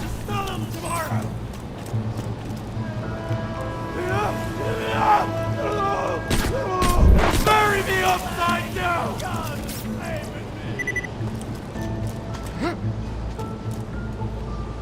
Why are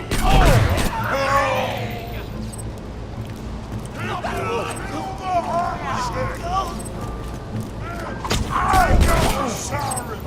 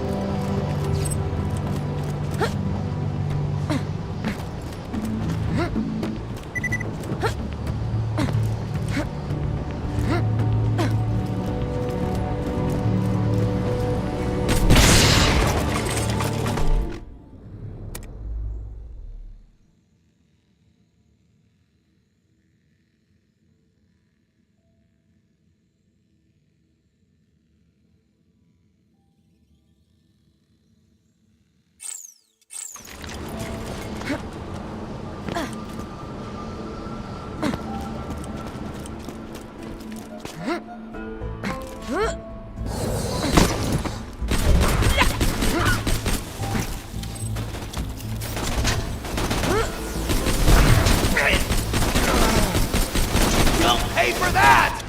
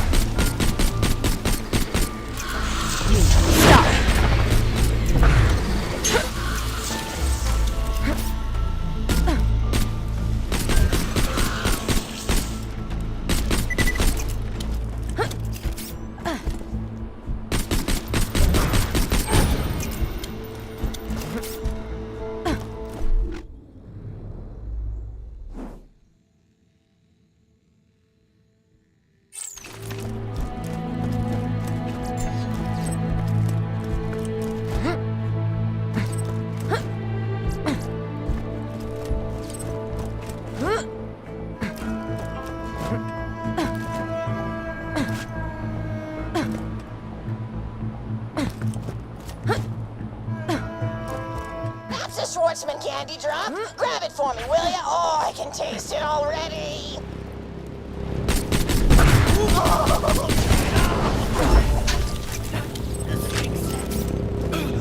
Stay put!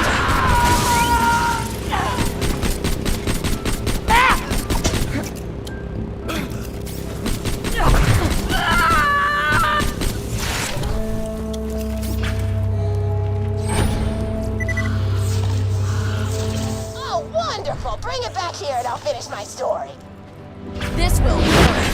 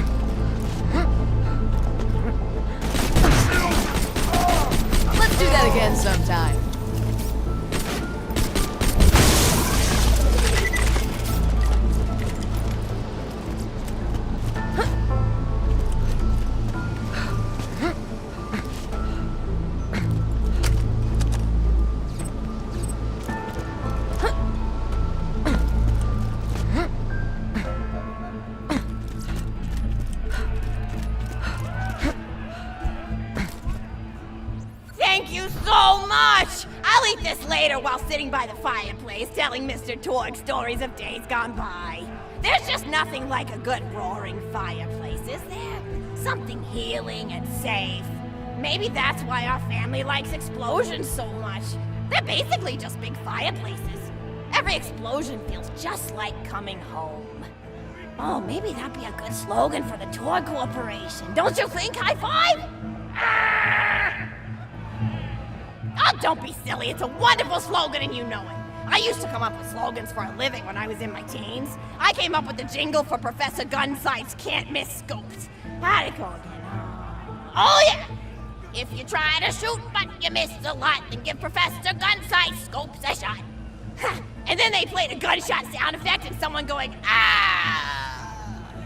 It was cute. But gosh, I've been talking for a while now, haven't I? Thanks for bringing your friends to listen to an old woman ramble for a while.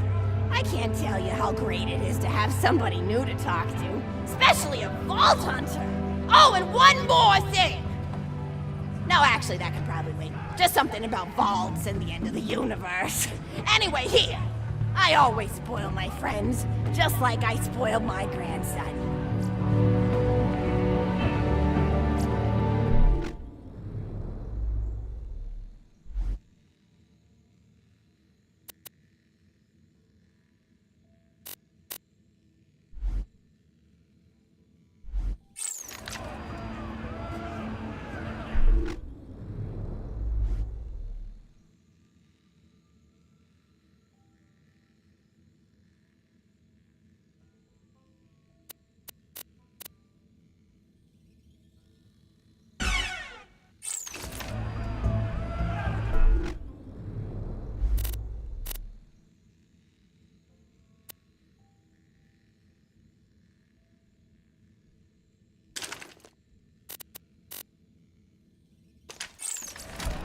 Enjoy!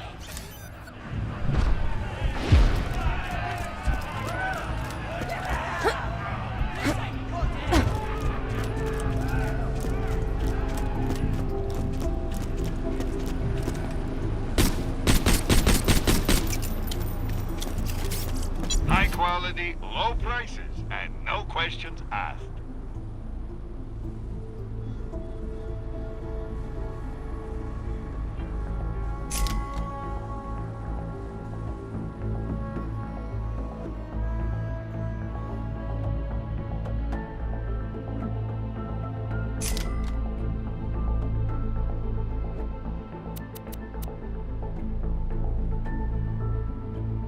Goodbye, friend. If you shop anywhere else...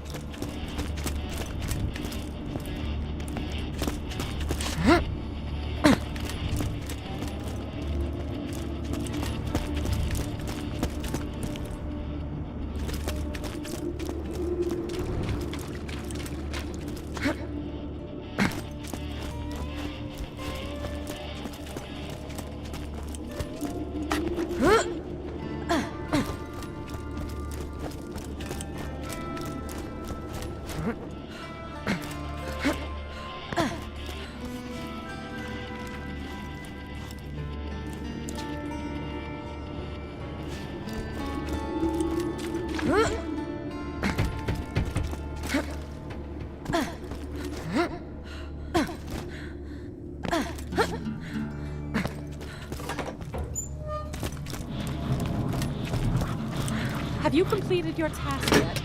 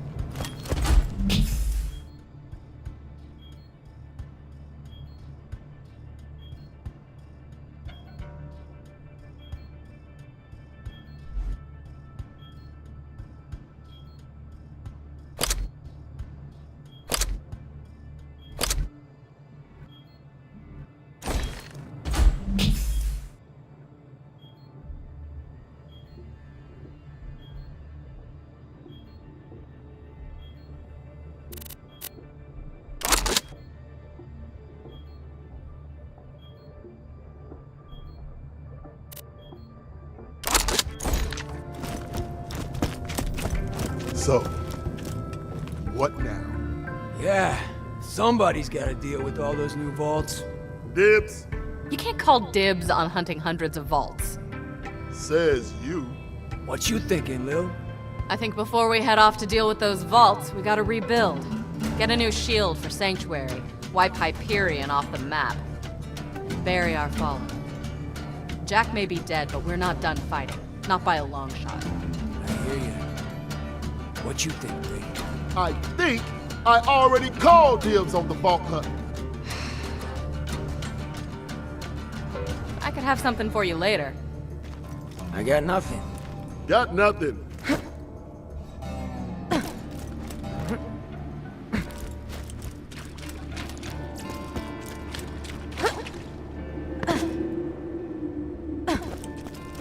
You can always trust the gun at your side.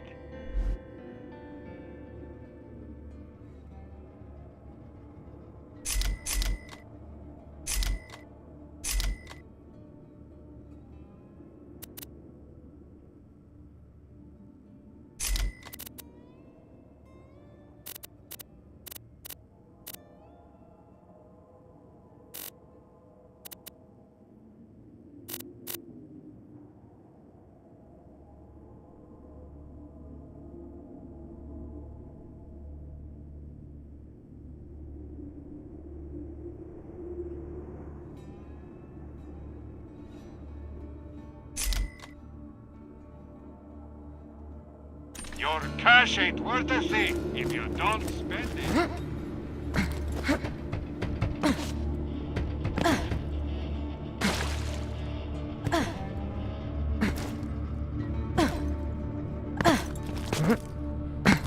Fantastic day for capitalism. Lanceman, attention. I need nothing done right now. I only Try have me one later. question to ask of all of you. One question. Just a few years ago, we were enemies. As glad as I am to see you all in Sanctuary, I know you wouldn't have come if you had any other option. I know how bad things are out there. I know how Jack's army has swept across this planet like a sandstorm, ripping apart everything in its way. When I joined the Crimson Lance years ago, they told me I'd be fighting to protect those who couldn't protect themselves. But you all know as well as I do, that was a lie. But this fight against Hyperion, it isn't. If we don't band together, if we can't protect this city from Jack's army, then we're done for. I am Roland, and I only have one question to ask. Are you with me?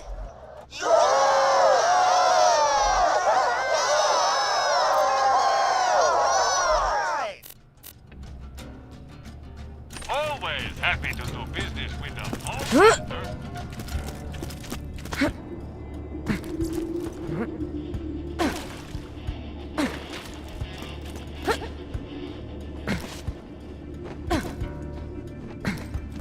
Why ain't you bought something yet?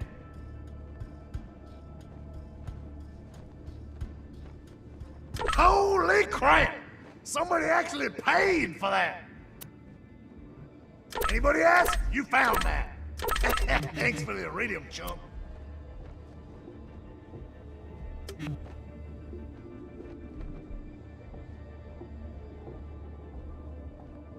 Don't tell nobody where you... Out of my face! Out of my face!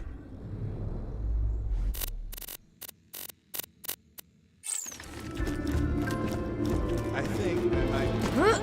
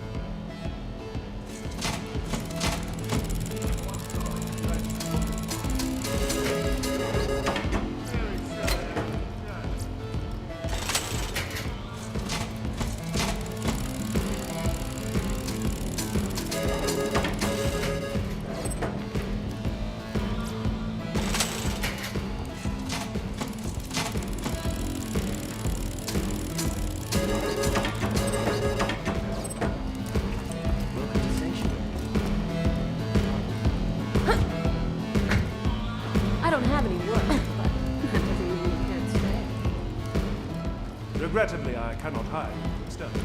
Perhaps later.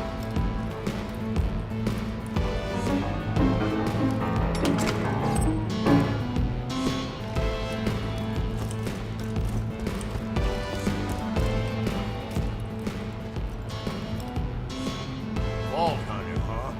Why don't you hunt me some food?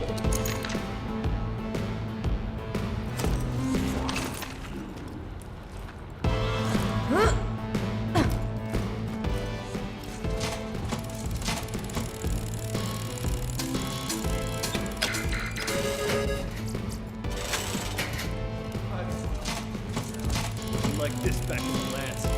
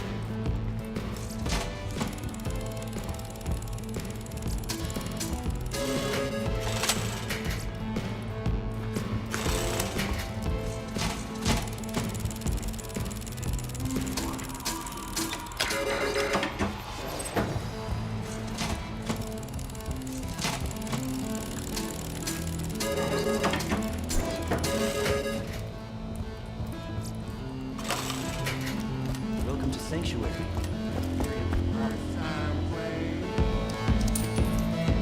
You keep that up, I might just have to pay you back somehow. Don't stand a chance.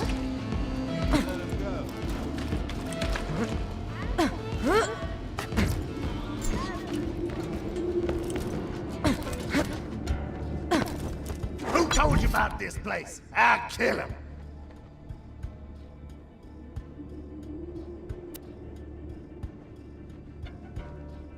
Don't even think about bringing that one back. Don't you hurry back.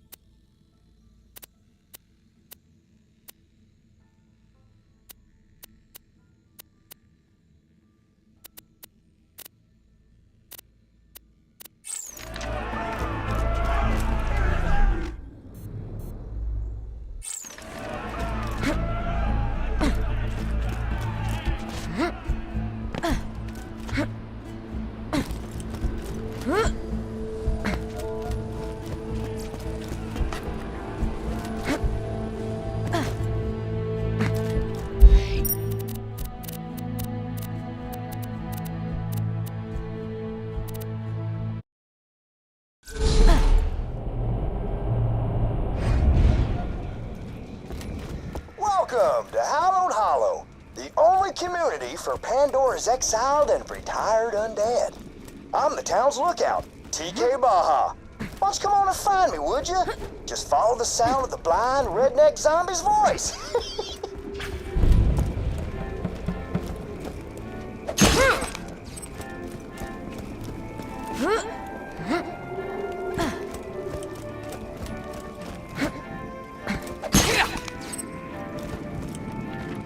Lately, a real sourpuss named the Pumpkin Kingpin's been hassling the townsfolk.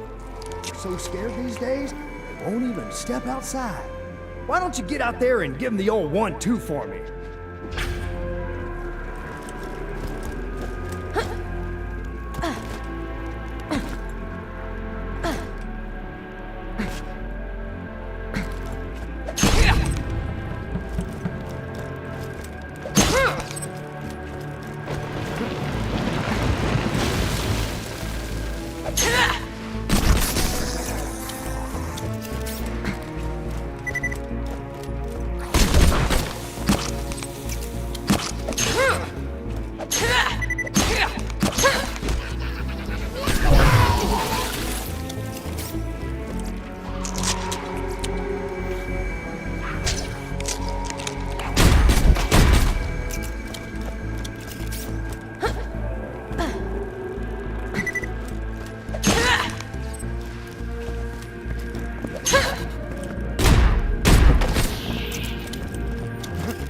Kingpin should be in that clearing on the other side of that gate.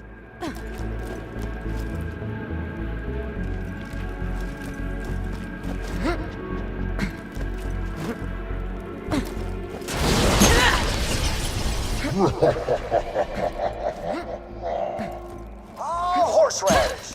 The Kingpin must have cast a locking spell on this gate. You're gonna need an enchanted skeleton key. Why don't you dig up some graves and let's find ourselves some enchanted bones, you hear?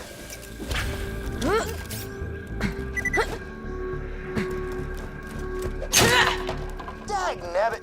Folks buried there must have been normal type people. We're gonna need the bones of wizards to create a working skeleton key. Keep on looking.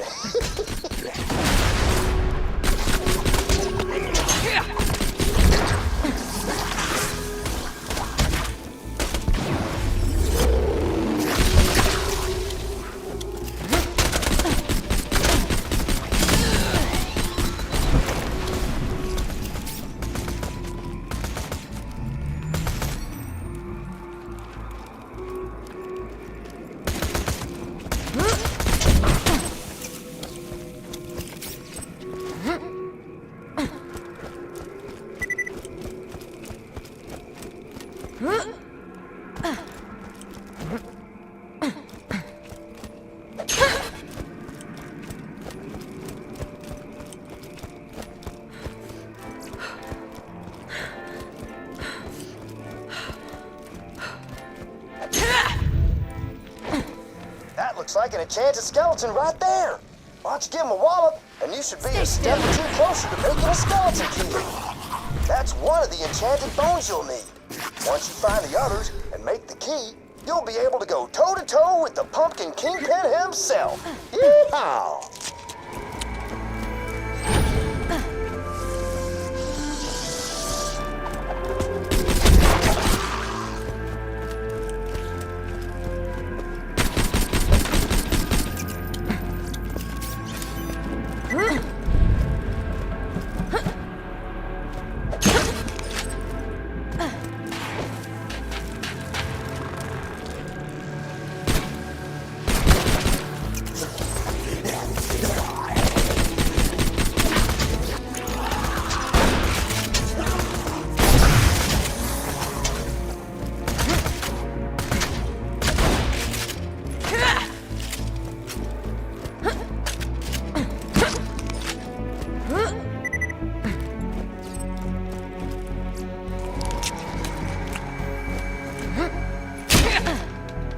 Found another enchanted skeleton. I haven't been this happy since that time I got killed. Great! Only one more bone piece left. Then you can make yourself a skeleton key.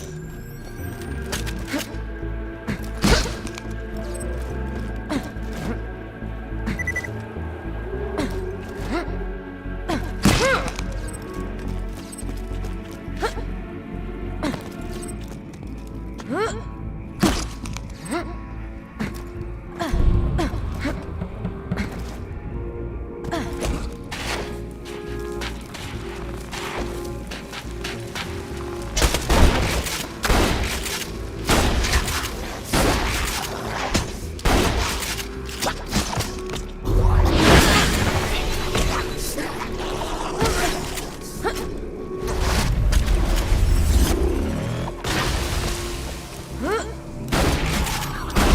that was something.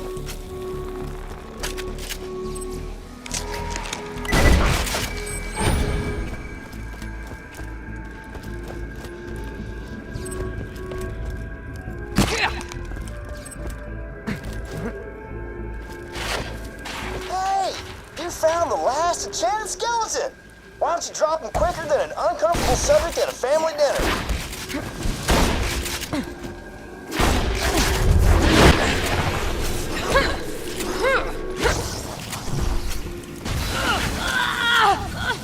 Alright! Now that you got all the enchanted bones, why don't you head to the blacksmith's and forge yourself a skeleton key? While you're there, tell Sully the blacksmith that I said hi.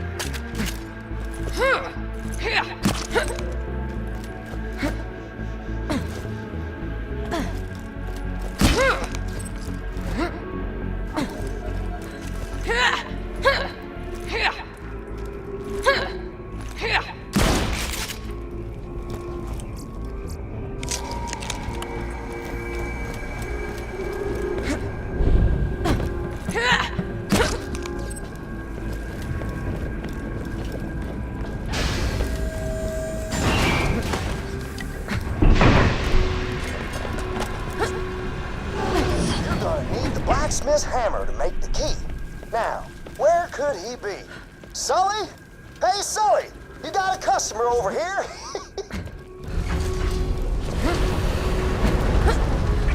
Oh, there he is! Why don't you ask him for his hammer, would you? I'm sure he'll hand it over if you ask him nicely. Sounds like you two are done talking, huh? I was sure he'd come around. Nevertheless, you better get that hammer from him.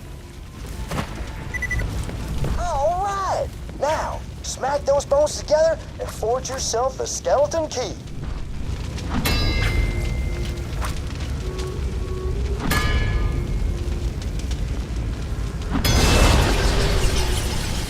Now that you've got the key, you can find the Pumpkin Kingpin's lair and make the rivers run orange with pumpkin guts.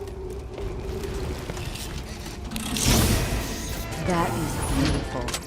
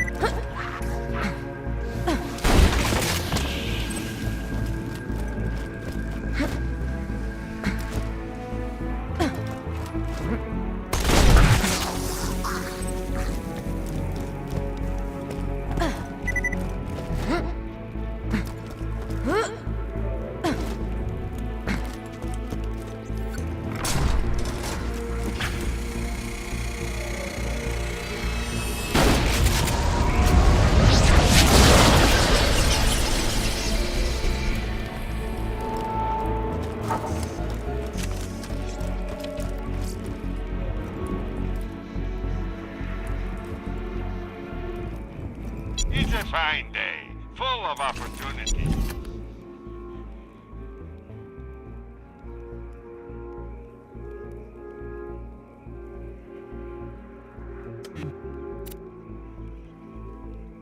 Good luck.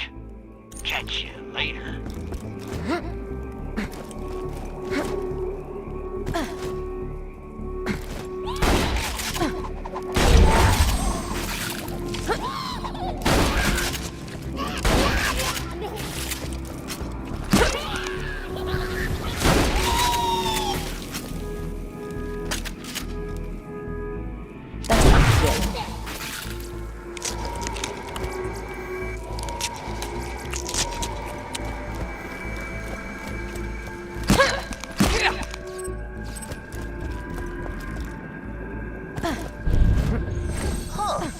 This is definitely where the Pumpkin Kingpin lives, but he ain't here.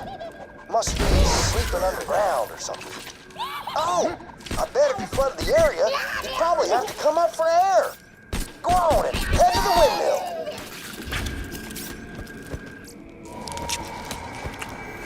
Goodbye.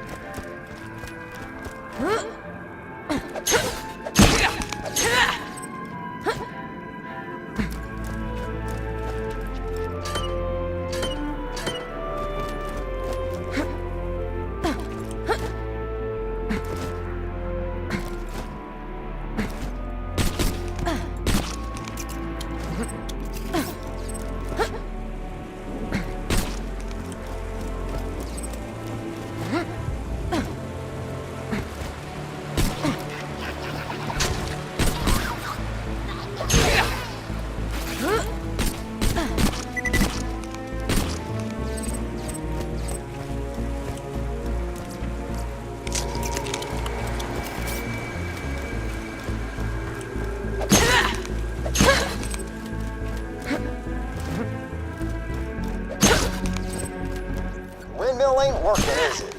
Oh, great horny toads. Must be the scrap nesting up there in the blades. Better clear them all out. I'm sorry. I bet this is frustrating for you. Those abominations there were made by good old Dr. Zed. Speaking of which, have you seen Zed or Ned lately? What about Ted? Oh, wait. I'm so sorry. We ain't supposed to talk about the Forbidden Brother. My bad.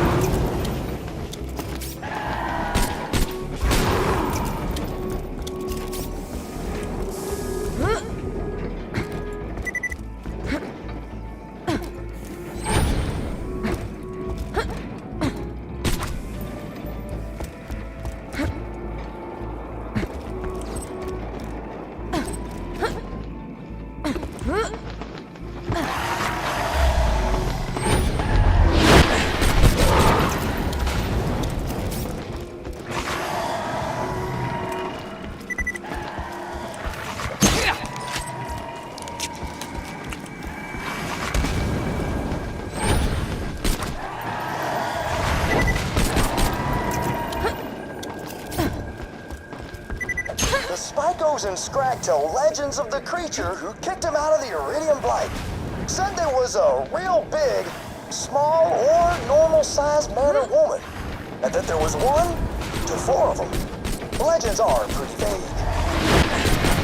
Another down!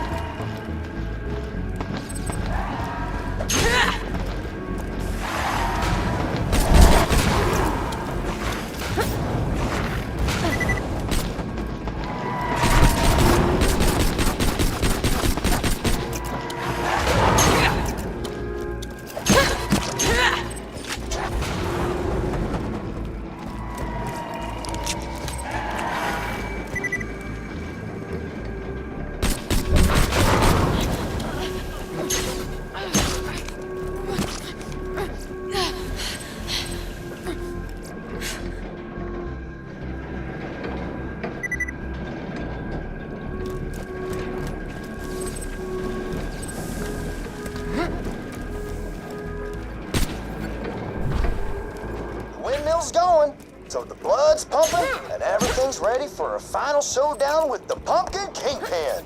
Whenever you're ready, just head back to the Kingpin's domicile. That windmill powers our hemoglobin pumps. Got a few vampires in town and, well, they make milkshakes out of blood. I had one once. It was all right.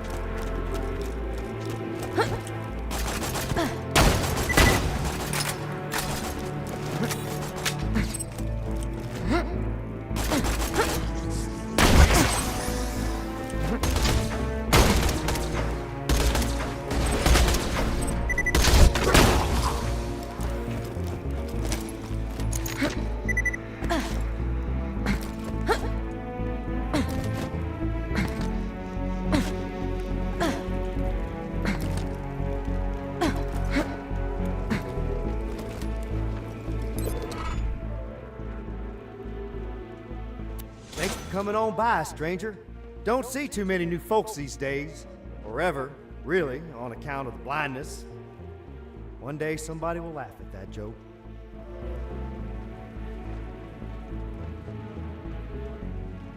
As payment for my watchfulness, I asked the town folks for my favorite candy, sugary brain bites. I ain't been able to collect any though since my zombie polio started acting up again. Could you make the rounds for me and maybe bring me back as much brain-flavored candy as you can?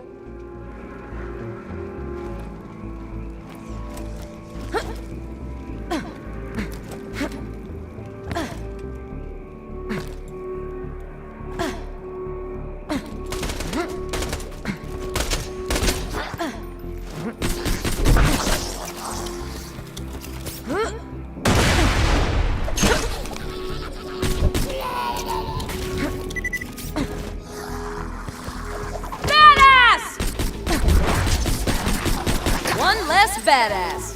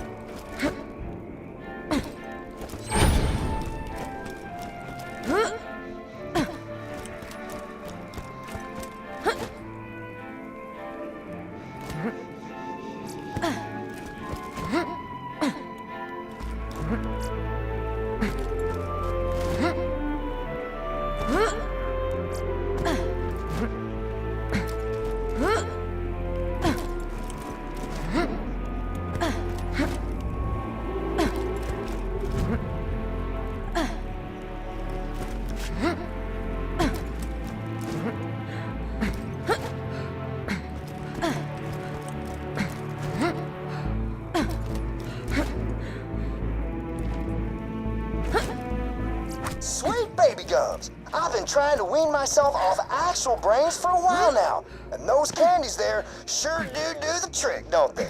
Why don't you get me some more, would you?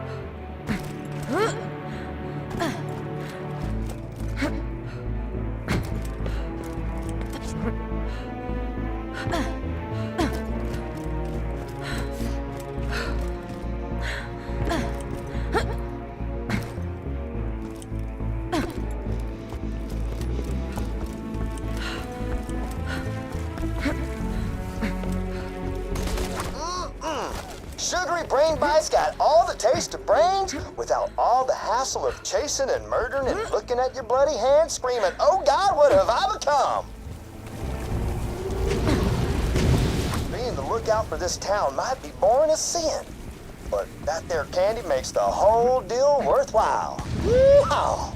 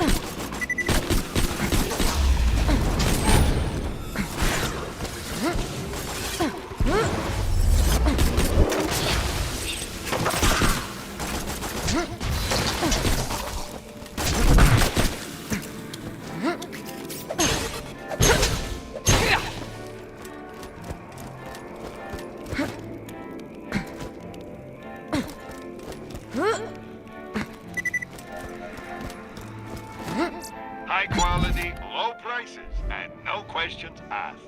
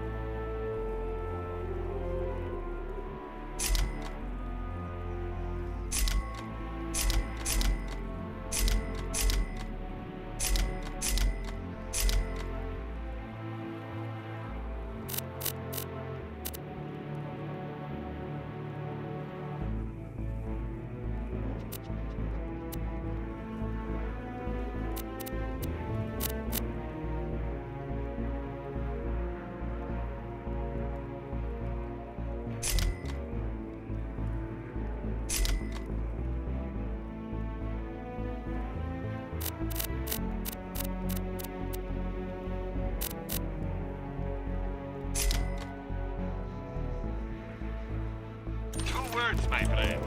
No evil.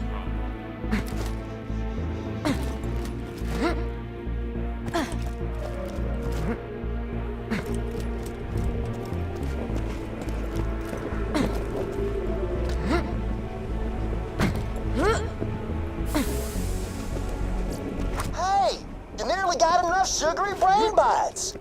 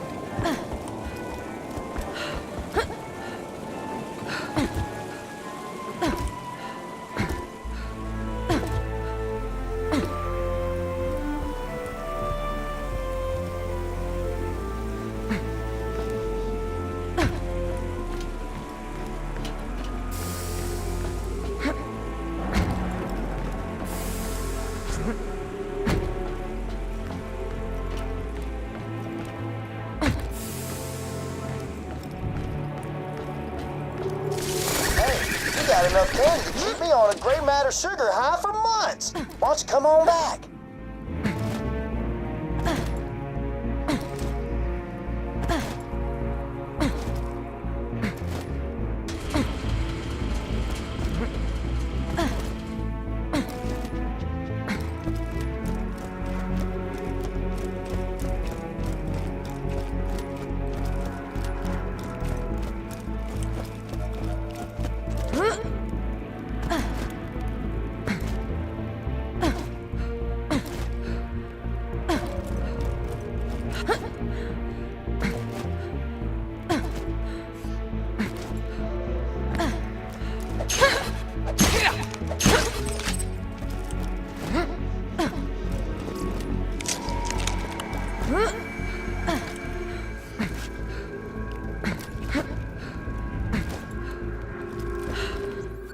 Yay! Candy! Thanks a bunches.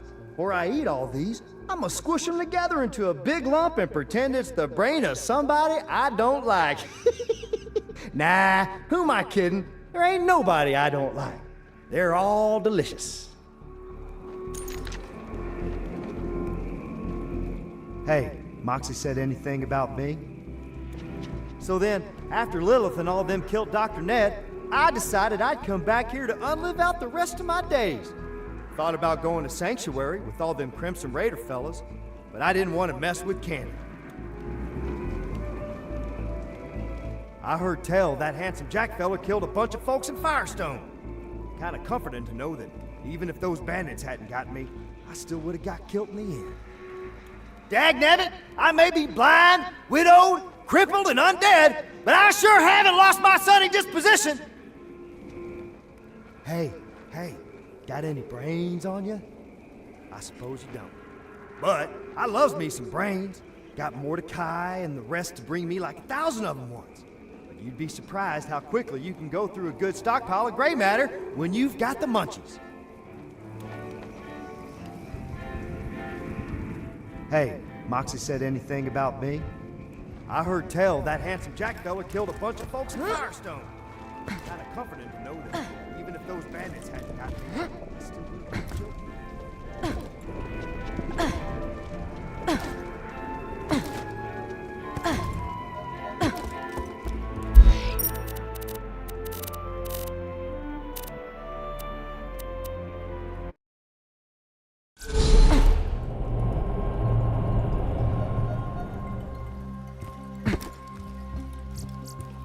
When you think murder, think Marcus Munitions.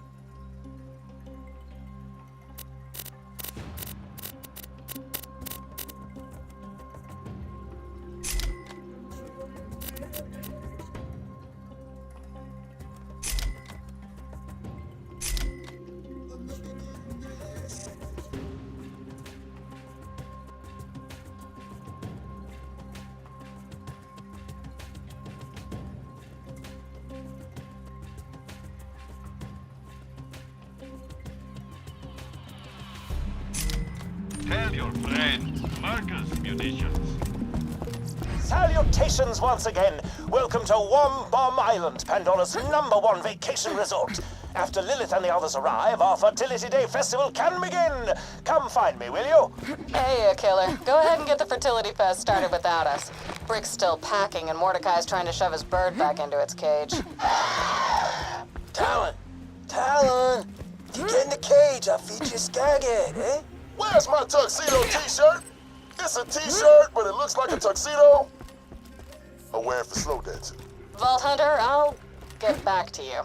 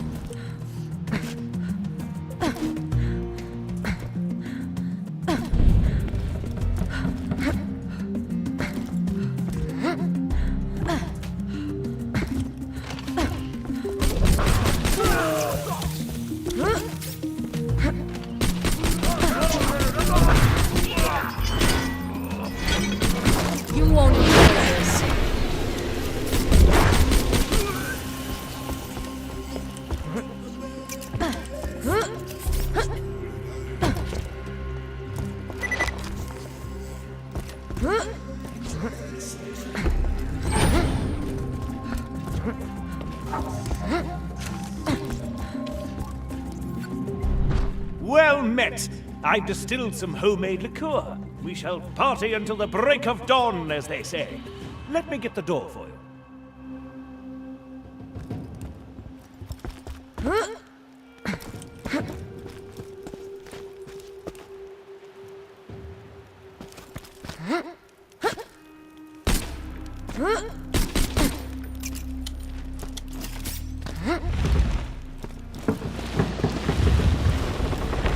I initially came to the Donic Isles to find some rare beasties using Varkid tracking. Say, did you know that this island is said to house a former enemy of Brick Mordecai and Lilith? It's enough to... Oh dear!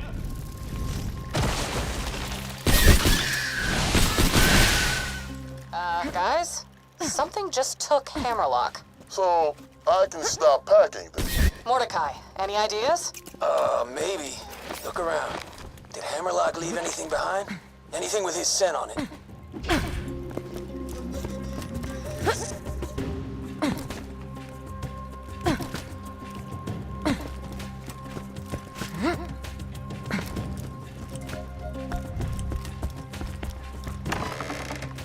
There's some alcohol. Smells of cologne and mustaches. Perfect. All right, you gotta get that booze to a Varkid egg. First, find an injector.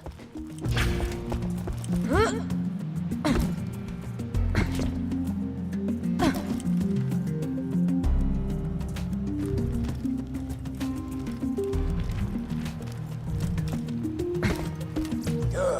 Now inject Hammerlock's booze into a Varkid pod. It'll track the scent for you.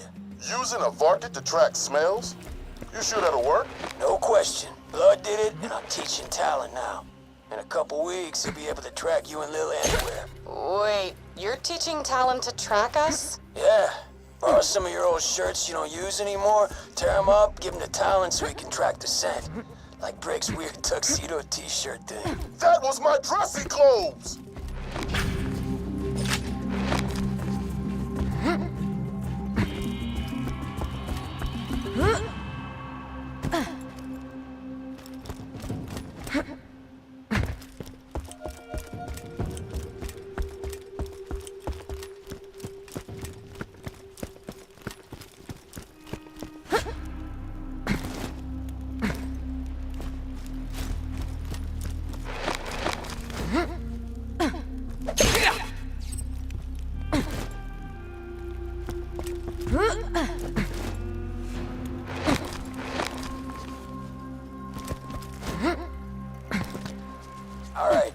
Inject some of Hammerlock's booze into the egg.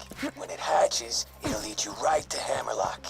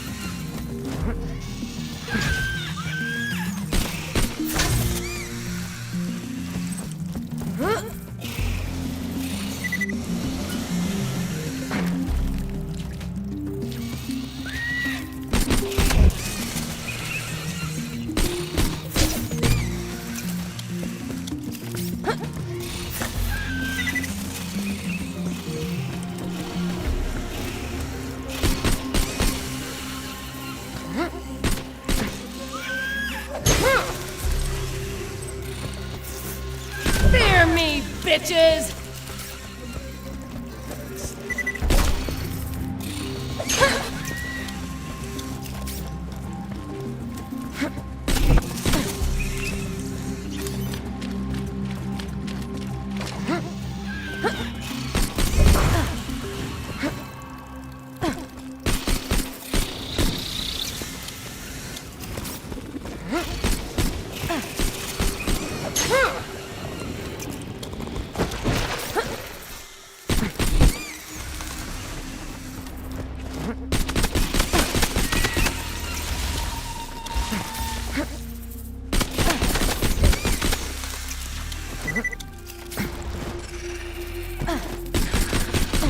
Stay still.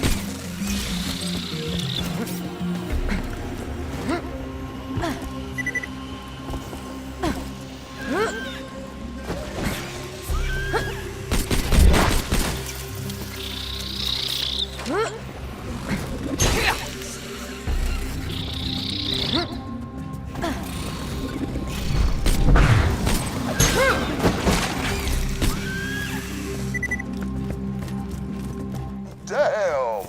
Just born and already blitzed out of its mind. That bucket's living the dream. Make sure to follow it. See where it leads you.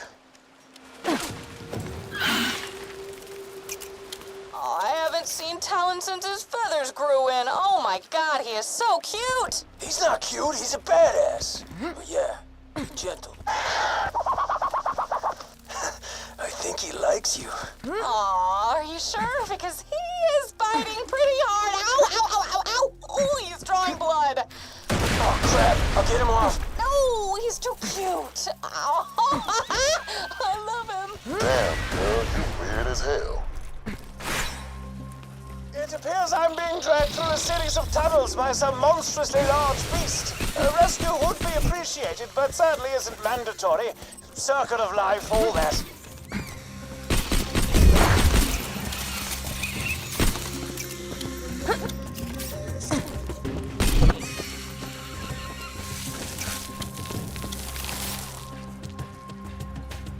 Okay, think you injected him with too much hammerlock juice. Probably why he went crazy. Might want to go a little easier on the dosage next time. You gotta find another Varkid and inject him with some more of Hammerlock's scent.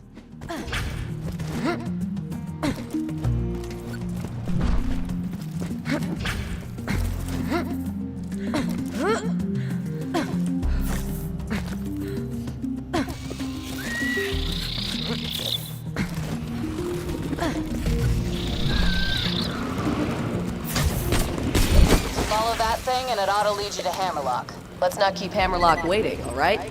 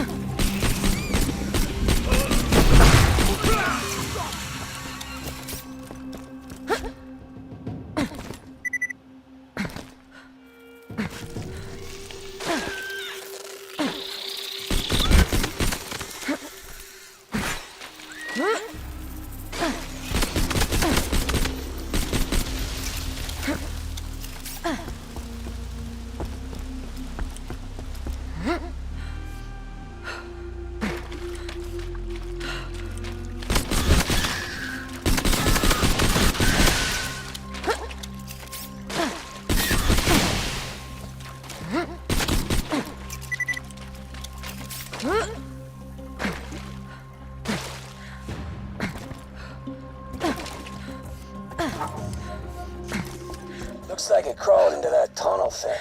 See if you can find a way to follow him. That's definitely a transit tunnel, but it's powered down. Maybe check out the water wheel they got. If you get that running, it'll turn on the power. Hey, guys, where's Mordecai's rack ale? I can't find... I threw him out. What? You quit drinking. Yeah, can't raise Talon while I'm half in the bag, you know? Aw, that is so cute. You put the need of little Talon before your... Ow! He's biting me again. Ow, ow, ow, ow. Talon, bad!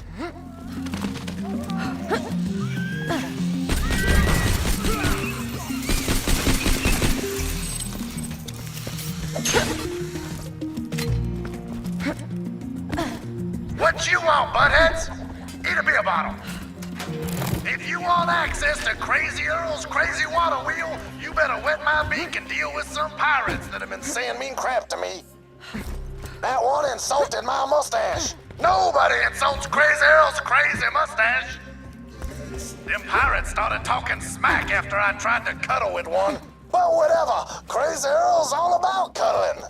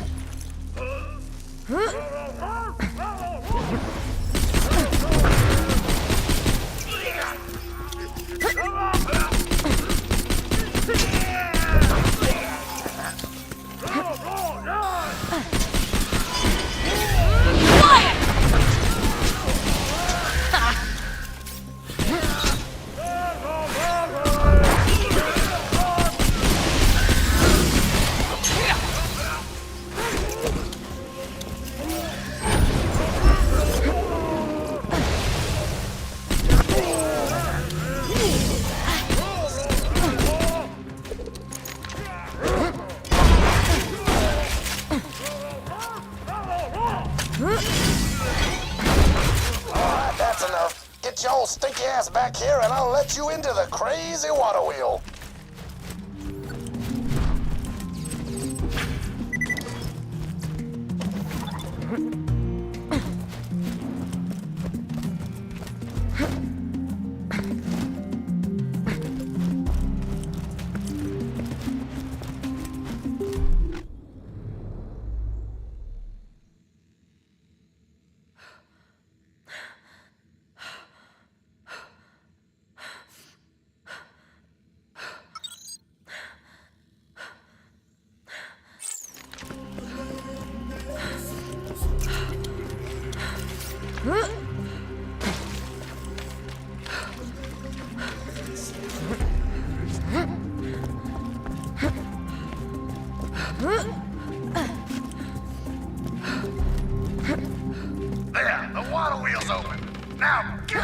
Leon. Don't never come back.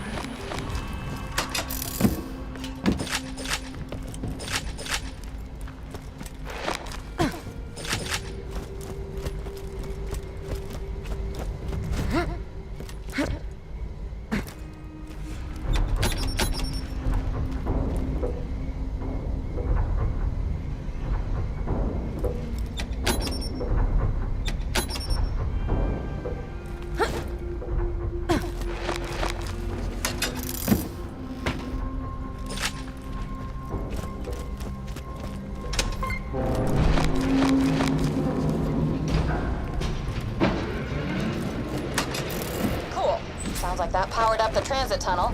Just head through there and you should be able to reach your booze-sniffing Varkid on the other island.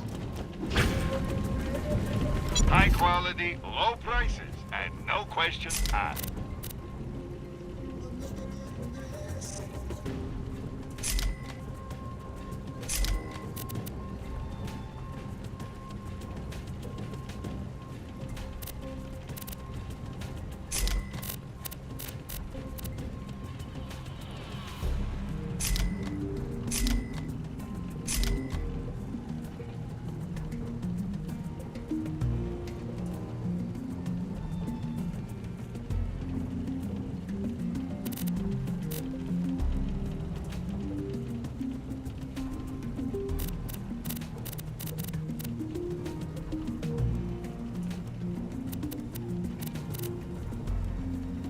Remember?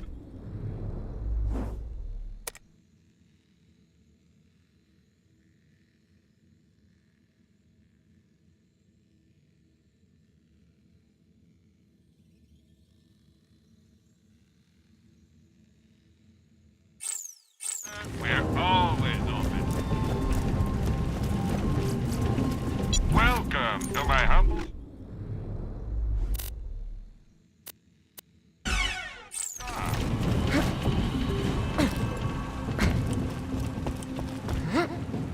I miss you! I just realized, you ever watch those animated Echo series about dudes with swords? They always eventually do an episode where they just go to the beach and hang out. This is like our beach party episode, isn't that cool? No. No, it is not.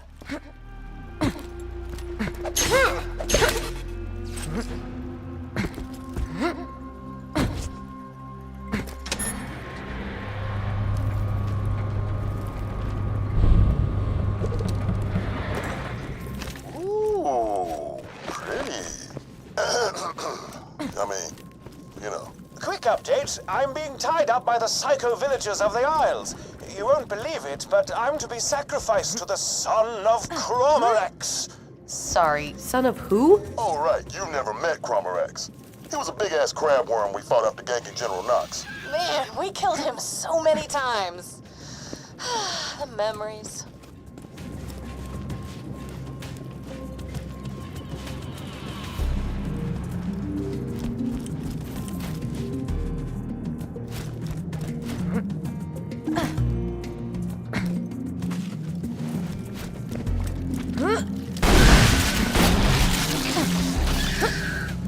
Another clean kill.